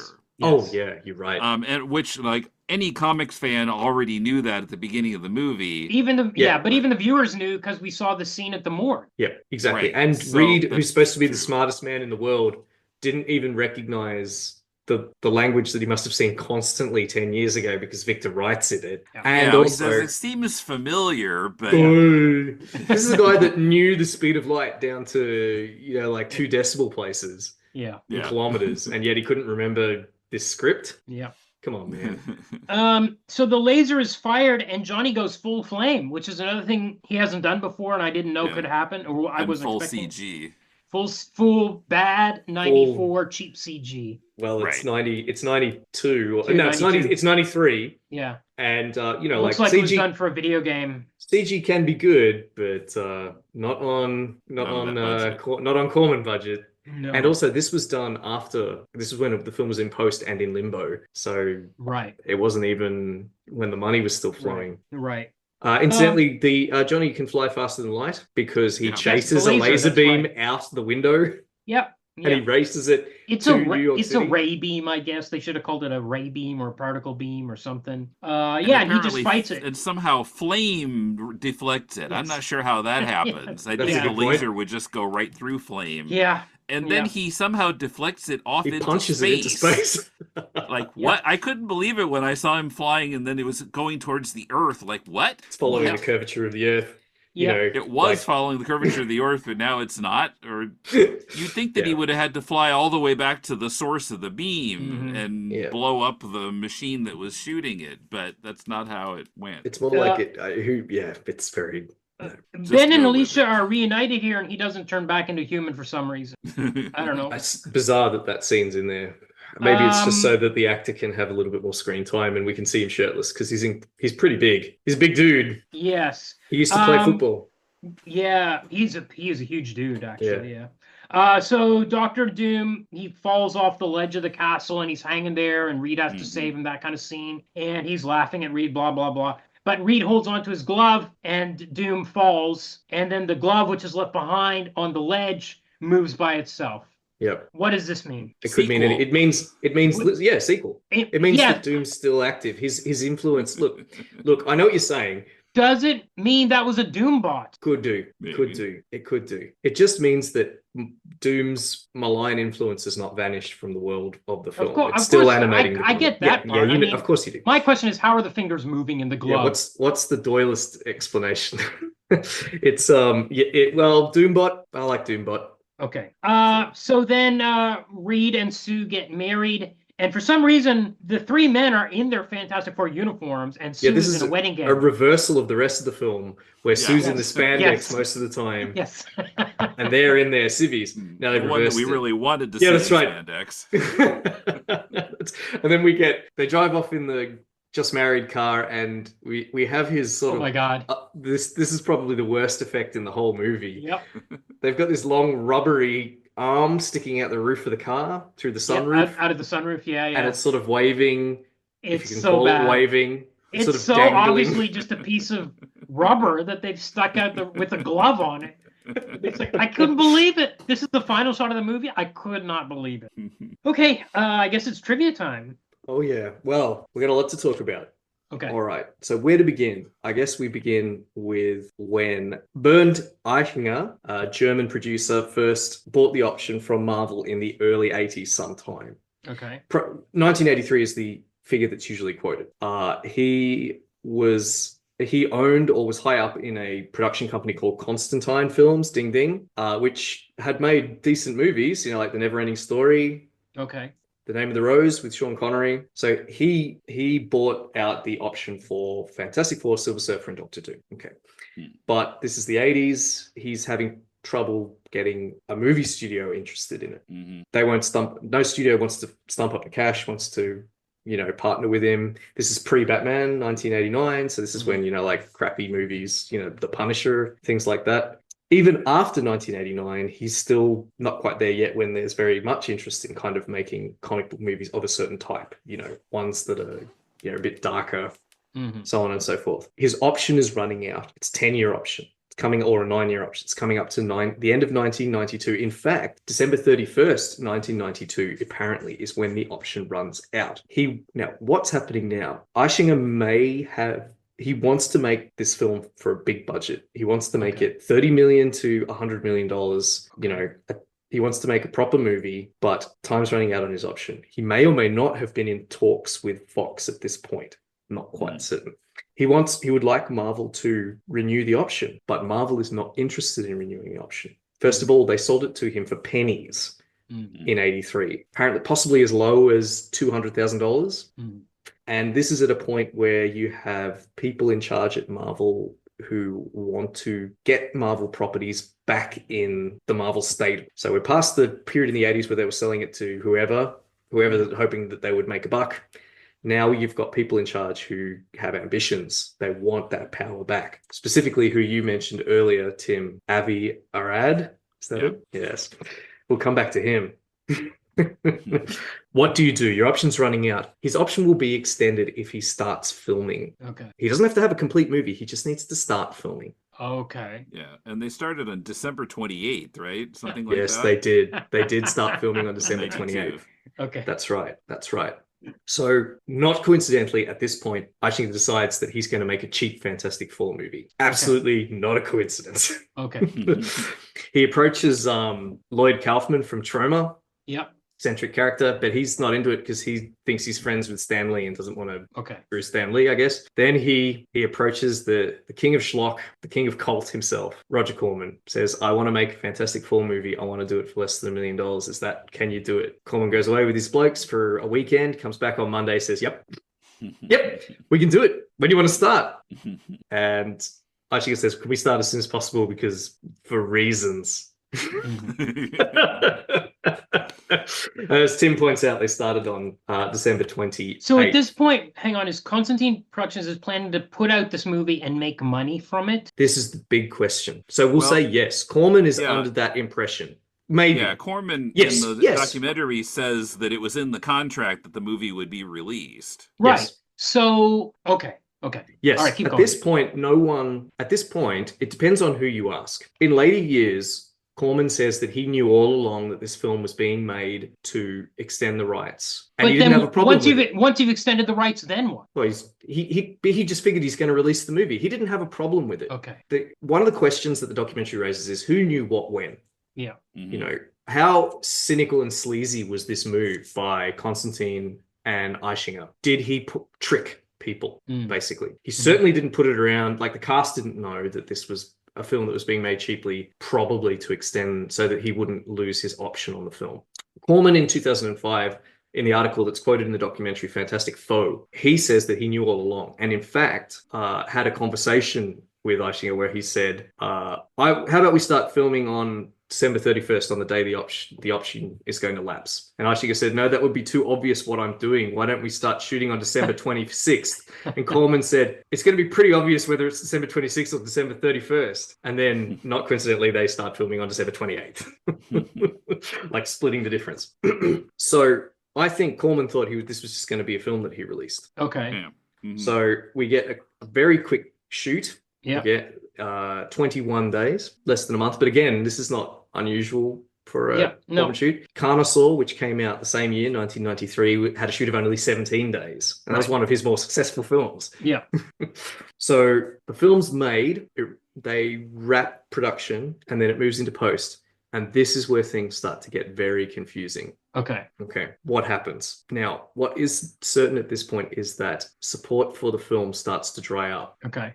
Corman starts assigning his crew to other projects. Okay. So why is Corman doing this? Don't know. But the editors are having to start working on the film in between other projects. And there isn't as much money being made available for things like special effects. And there certainly isn't many money being made available for promotion. They're having to work on it secretly. Why is this happening? I don't know. Because there are sort of three explanations for why the film didn't get released, I would say. The first explanation, as we've already discussed, is that it's never meant to be released. It's just a con. Eichinger just tricked everyone from Corman down into working on this movie for pennies, for less than it would cost him to renew the license with Marvel, because obviously they're not going to let it go ever again for anything less than a big sum. But then there's no way he can make money. If he makes a movie that he's not going to release, he can't make money on it. It's literally like Warner Bros. Batwoman. No, there's a clause in the contract that says that he can change horses midstream. If he's not happy with how one studio is doing, he can take the film to another studio. Oh, so he could theoretically... He could theoretically sell the rights to Fox, which is what he did.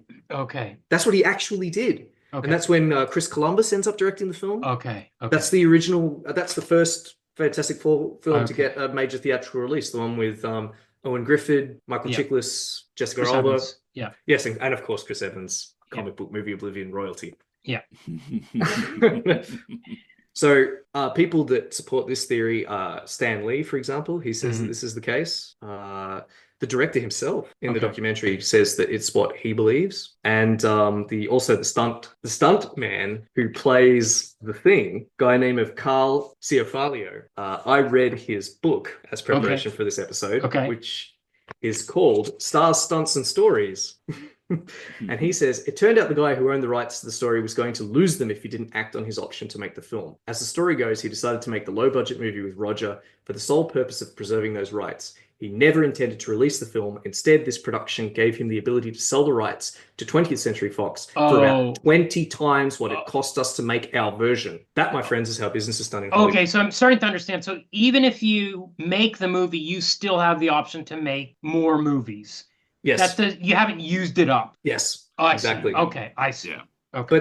But also you don't have to, you can still release the film and do this. It's not a requirement that the film not be released. That's right. Yeah. Yeah. So he could have released it. Yes.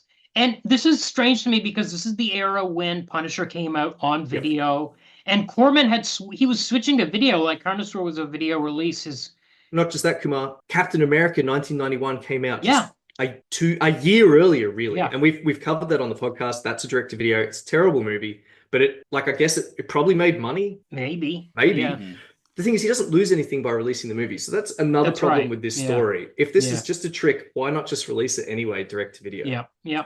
So then we have option 2, which is that someone panicked somewhere in the labyrinthine kind of like managerial or bureaucratic stratum of Hollywood got alarmed by this movie. It was too shit. The idea of a low budget frightened somebody. This could be someone who worked at Fox since apparently it's a matter of we've got record. Punisher, Captain America, and to a certain extent Howard the Duck. I'm not sure what they're worried about. Well, I guess it's because this is the post-Batman era and comic book movies now have cachet. There's an understanding that they can make money now. Okay, but like still Punisher and Captain America are both after Batman 89.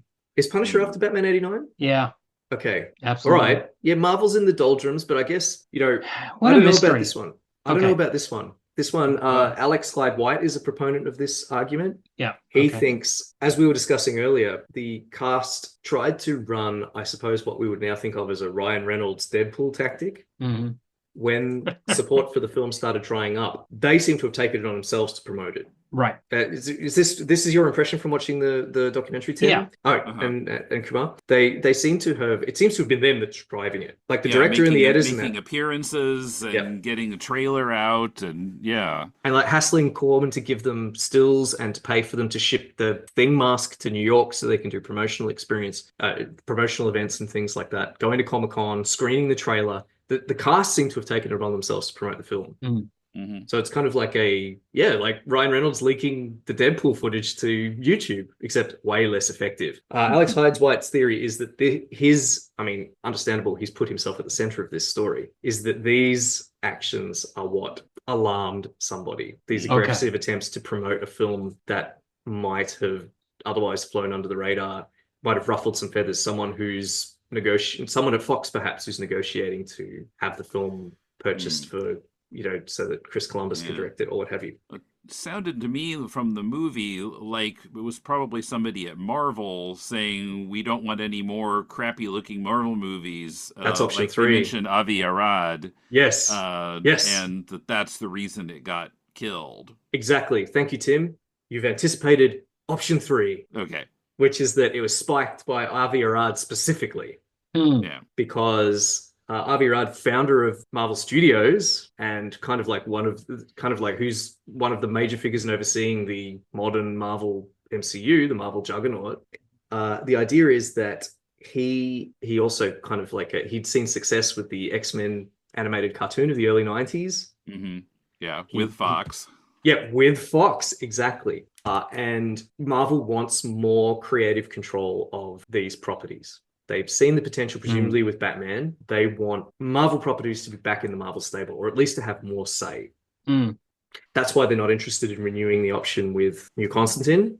And that's presumably why Avi Arad, and this is a matter of record, paid Corman and Eischinger $1 million each to kill the movie. Yeah. Well, or rather, to buy it. He bought it. Marvel owns... bought it. They confiscated all the negatives. Right. And it either burned or locked up in a vault somewhere. Yes. Well, Avi Arad went on record at a promotional event for Spider-Man 2002 as saying, "I paid $2 million for it and then I burned it." Audience presumably got a laugh, and that's the only thing he's ever said on the subject. He can't be drawn on it. He won't talk about it. The Fantastic Foe interview in 2005 tried to talk to him about it. The documentary in 2015 tried to talk to him about it. He won't speak about it. It's been buried. As Tim said, so now Disney owns the rights to this movie. Do they have the negatives? Sassoon wants to think yes. As a filmmaker, he can't imagine a person burning a negative. Yeah. But I don't know. These people are cold-hearted capitalists. It wouldn't surprise me if they just chucked it. This is just celluloid. If I throw it, no one will ever know. Yeah, where's Batwoman? Yes, well, Batwoman's is the other kind of like great modern example of this. And Wile E. Coyote versus Acme, that's another movie that was filmed, edited, and canned. Where's that? I want to see that movie. Well, at least we saw this movie. Yes. So I think as for what really happened, I don't know. There's elements. I think all of these things are true to an extent. Yeah. Certainly, Arad bought the film. Yeah. Because it's currently owned by Disney. Yeah, right. Eischinger did sell the rights to Fox. And, there's some truth even in it was not meant to get made camp because Corman withdrew support for it in post. Right. Why would he do that if it was going to be made? I guess he just felt something in the wind by that point, and he does not spend money when he doesn't have to. I don't know. What do you think, Tim? Yeah, I mean, since you would think that he stopped paying for cutting film and for promotion or whatever, he must have known something was in the air. So, I mean, I think that he intended to release it until whatever it was happened. I think so. Then, but that he didn't want to tell anybody for maybe because it was unclear what was happening, or because I don't know why he didn't tell anybody. Strange. Why not tell the actors and the director? Yeah, until the actors had been doing all this promotion, and finally they were just told stop promoting it. It's not. Well, they went rogue. They were booking. They were booking events, and they ended up booking the world premiere at Mall of America. Yeah. And I'm in the documentary, it's not clear who booked this. How was it was the actors, right? They went full Ryan Reynolds, or Bijou Trimble in 1967 for Star Trek, the original Star Trek. But but in this case, it didn't pay off, whereas in those two cases, it did. More's the pity, because the actors are quite bitter. Bitter is not quite the right word. It's bittersweet. They're happy about the experience, but they're upset because lots of people worked on Corman's stuff and went on to great things. He's famous for discovering talent. Oh, absolutely. It's his thing. Yeah. He's celebrated for it. Jack Nicholson. Yeah. Coppola, James Scorsese. Coppola. Joe Dante, Jonathan Demme, Peter Bogdanovich, Robert De Niro, Bruce Dern, Ron Howard, David Carradine, Shatner, as I mentioned earlier, Peter Fonda. Yes. Everybody started under Corman. These people have not had sparkling careers in the years after, and they can't help but wonder if this film had had a release, my name had got out there, maybe things would have been different. And they're a little upset about it, with some reason, I think. There's no real reason I can see that this film wasn't. There was no reason not to release this film. Yeah. Who was it in the documentary? I think it was the director who was saying that he thought he knew how it leaked out, that he had gotten a copy made, and the copying place probably made an extra copy. Yes. And then it just leaked out from there. That's great. Well, Sassoon, the director, they'd been... As I said, they were passionate about this. He knew, his career was going to depend on getting this film out there. It was his first feature film. He couldn't go to, studios and say, I've directed a film. And they say, what is it? It's well, Marvel bought it and won't release it. It's they're well, you don't have a film then, mate. There's the door. Yeah. He apparently broke into the vault. It broke into the safe room well, I'm sure it wasn't very safe, Yeah. at, New World. at the Venice studios. Right. And no bullshit, rummaging around with a torch, looking for the film cam. Yeah, but it was already gone. It was already gone. And he had sort of like a VHS rip, or whatever the technical term is for it. And so the versions that we get... see like on YouTube and stuff are 100th generation from that copy? That's what he believes. Yeah, Wow. he believes it all comes from a copy he took to, lightning fast VHS in 1993 and asked for a couple of copies for his own personal use. And he thinks someone on the staff leaked it. Wow. And because of that, that's why we've seen the film. Right. So is Batwoman going to come out the same way? Okay, so time for our votes. It depends. Do you want more trivia? I didn't know. We're like 2.5 hours. Yeah. I still haven't eaten dinner and it's 8:30. Okay. All right. If you just let me briefly return to the Thing outfit and the stuntman that worked in the Thing outfit. All right. So they, for whatever reasons, they decided they didn't want to put the actor in the suit. They wanted a stunt guy in the suit, probably because he's throwing around stuntmen a lot of the time. So they got this guy, Carl Ciarfalio. As I said, he's worked in everything, Kumar. It's a good thing we don't count stuntmen. Yeah. Because he's been in so much. Stuntmen must be in lots and lots of things. Like we count what's called creature actors, right? So like Doug Jones and that, but we don't count stuntmen. But if we did count stuntmen, Kumar, I think you would be surprised to hear that Carl Ciarfalio worked as the stunt coordinator on a film we've covered on the podcast. Okay. He was the stunt coordinator on last week's movie, Drifting School. Whoa! That is shocking. He also played a policeman Okay. in that film. He's been in all sorts of stuff. Batman and Robin, The Rocketeer, all sorts of things. Okay. The suit, they did a full body plaster cast of him and a head plaster cast of him. They, of course, didn't have the money for what they call a cool suit, where they run water underneath to cool him off. So he was very hot. Yeah. Yeah. It took him at least it took 3 people and 5 minutes to get him out of it whenever he needed to get out. And so, they'd be pouring water in there. They'd be blowing a fan. They'd put a fan in the mouth, just trying to get some air into him so that he didn't pass out. But he said he had a great experience and apparently filmed on Super 8 footage of the suit being made. And you can apparently buy this DVD from his website. Okay. So support our Patreon if you would like to hear more about this footage.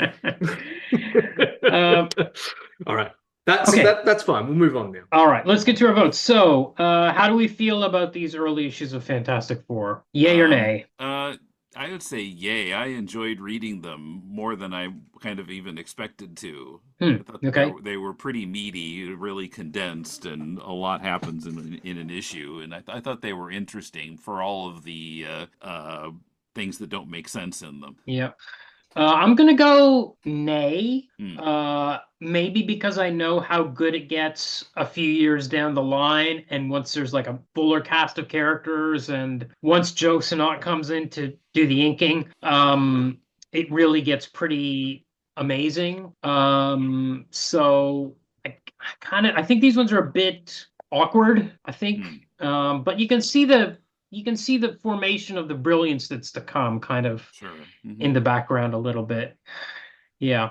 Yeah, I agree with Kumar. I'm also a nay. I'm aware of its significance. I can see that this is kind of like, we've got some early flashes of genius with the personal problems with superhero antics combined, which is a winning formula. Kirby's art's all right, but, it's not as good as it's going to get. We did the Captain America comics and they looked really good. It's early Jack Kirby, early Stan Lee. It can be dull at times. As you say, it's going to get so much better. Yeah. So, I would start somewhere in the middle. It's a nay for me as well. How do we feel about this movie? This is a tricky one. There are things I like about it. I appreciate the effort of the actors and the sincerity of it, but I mean, this is clunky. This is clunkier than the early issues of Fantastic Four, so I have to say nay. There's no way I could say yay to this. Okay. What do you think, Tim? Yeah, I mean, there were things I liked about it. I mean, besides Rebecca Staab. But I've never watched a movie where I had so constantly had the feeling I wanted to say, turn the lights on, because I couldn't see anything. And I also couldn't make out some dialogue, especially from Dr. Doom. Yeah. Those are my biggest problems with it. I don't feel like I should judge the special effects by MCU standards. That wouldn't be fair, but Judged by Corman standards, in which case it's perfectly normal. What you expect. Yeah. But I guess I'm gonna have to say nay. I feel like I don't really want to, but I'm gonna have to say nay. All right, I'm going to dissent and say yay. Okay. I not only did I enjoy this film, but I feel like you can't separate it from the mystery and the environment in which it exists. Yeah.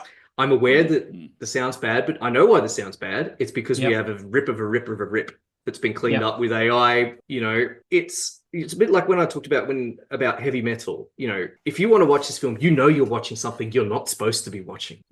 There's that excitement to it. You're seeing a hidden thing, something people don't want you to see. That to me makes it fun. Also, there's the fact that it's a Corman. I mean, the film even begins with, Roger Corman presents Fantastic Four. So this is a Corman movie. So if I view it in the Corman oeuvre, it's a Corman movie through and through. Stock footage, crappy effects, tiny stages. Yeah, these things are all true. Yeah. I love that it's short. Yes, I did love that it was 90 minutes, 85 minutes with credits. Yeah. And I really liked the thing. Yeah. I think the movie is shorter than some MCU just credit sections. Yeah, for sure.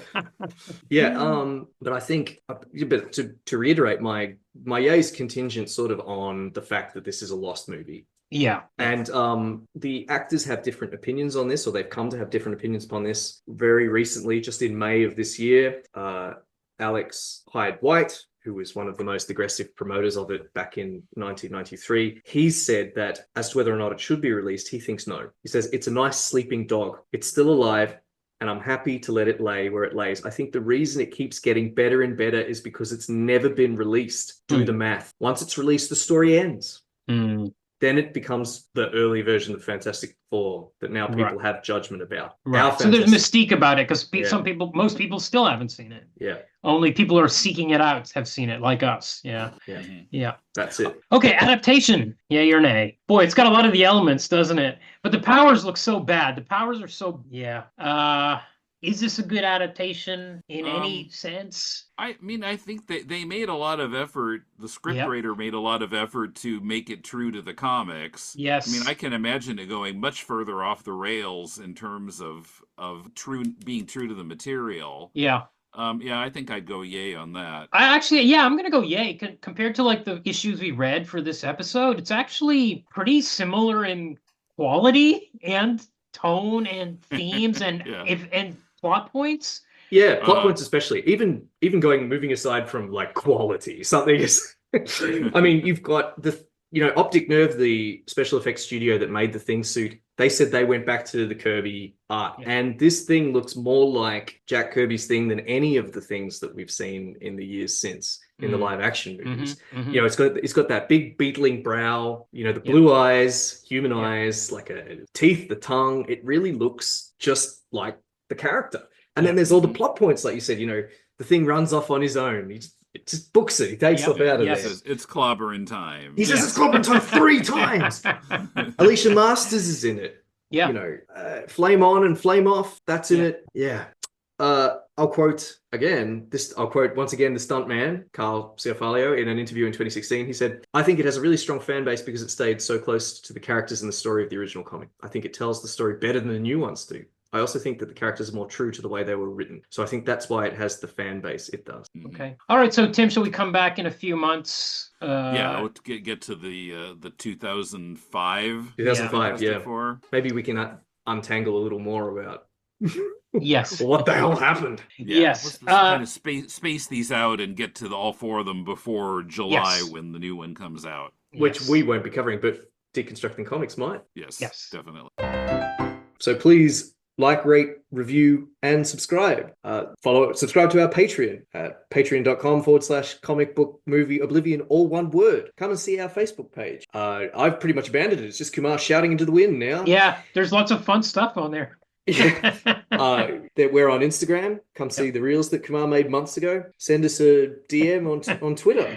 Yes. Or you can comment on the Facebook or the Instagram, or DM us on the Instagram. And you can email us at the email address in the show notes. Oh, yes. And That's it. Okay, next week. I didn't even warn you about what we'll be doing I'm next finding week. out when the audience is finding out. This is thrilling. Next week we are going to do Atomic Blonde. Oh, rad. Based on The Coldest City, because I was like, I think we've had like 7 stinkers in a row, and we kind of need a good one in there. And I've seen it once, and my memory was pretty good. All right. So I'm excited. But before we go, Kumar, Fantastic Four, 1993. Is it worse than Veronica? Oh, no. Veronica's No. worse. No 100%, way. 100%. I really like this movie. Yeah. Yes. Yes. This has a lot going for it. Veronica just laughs for all the things that are not going. Laughs and porn. Yeah, Yes. you just feel grotty. See you next week.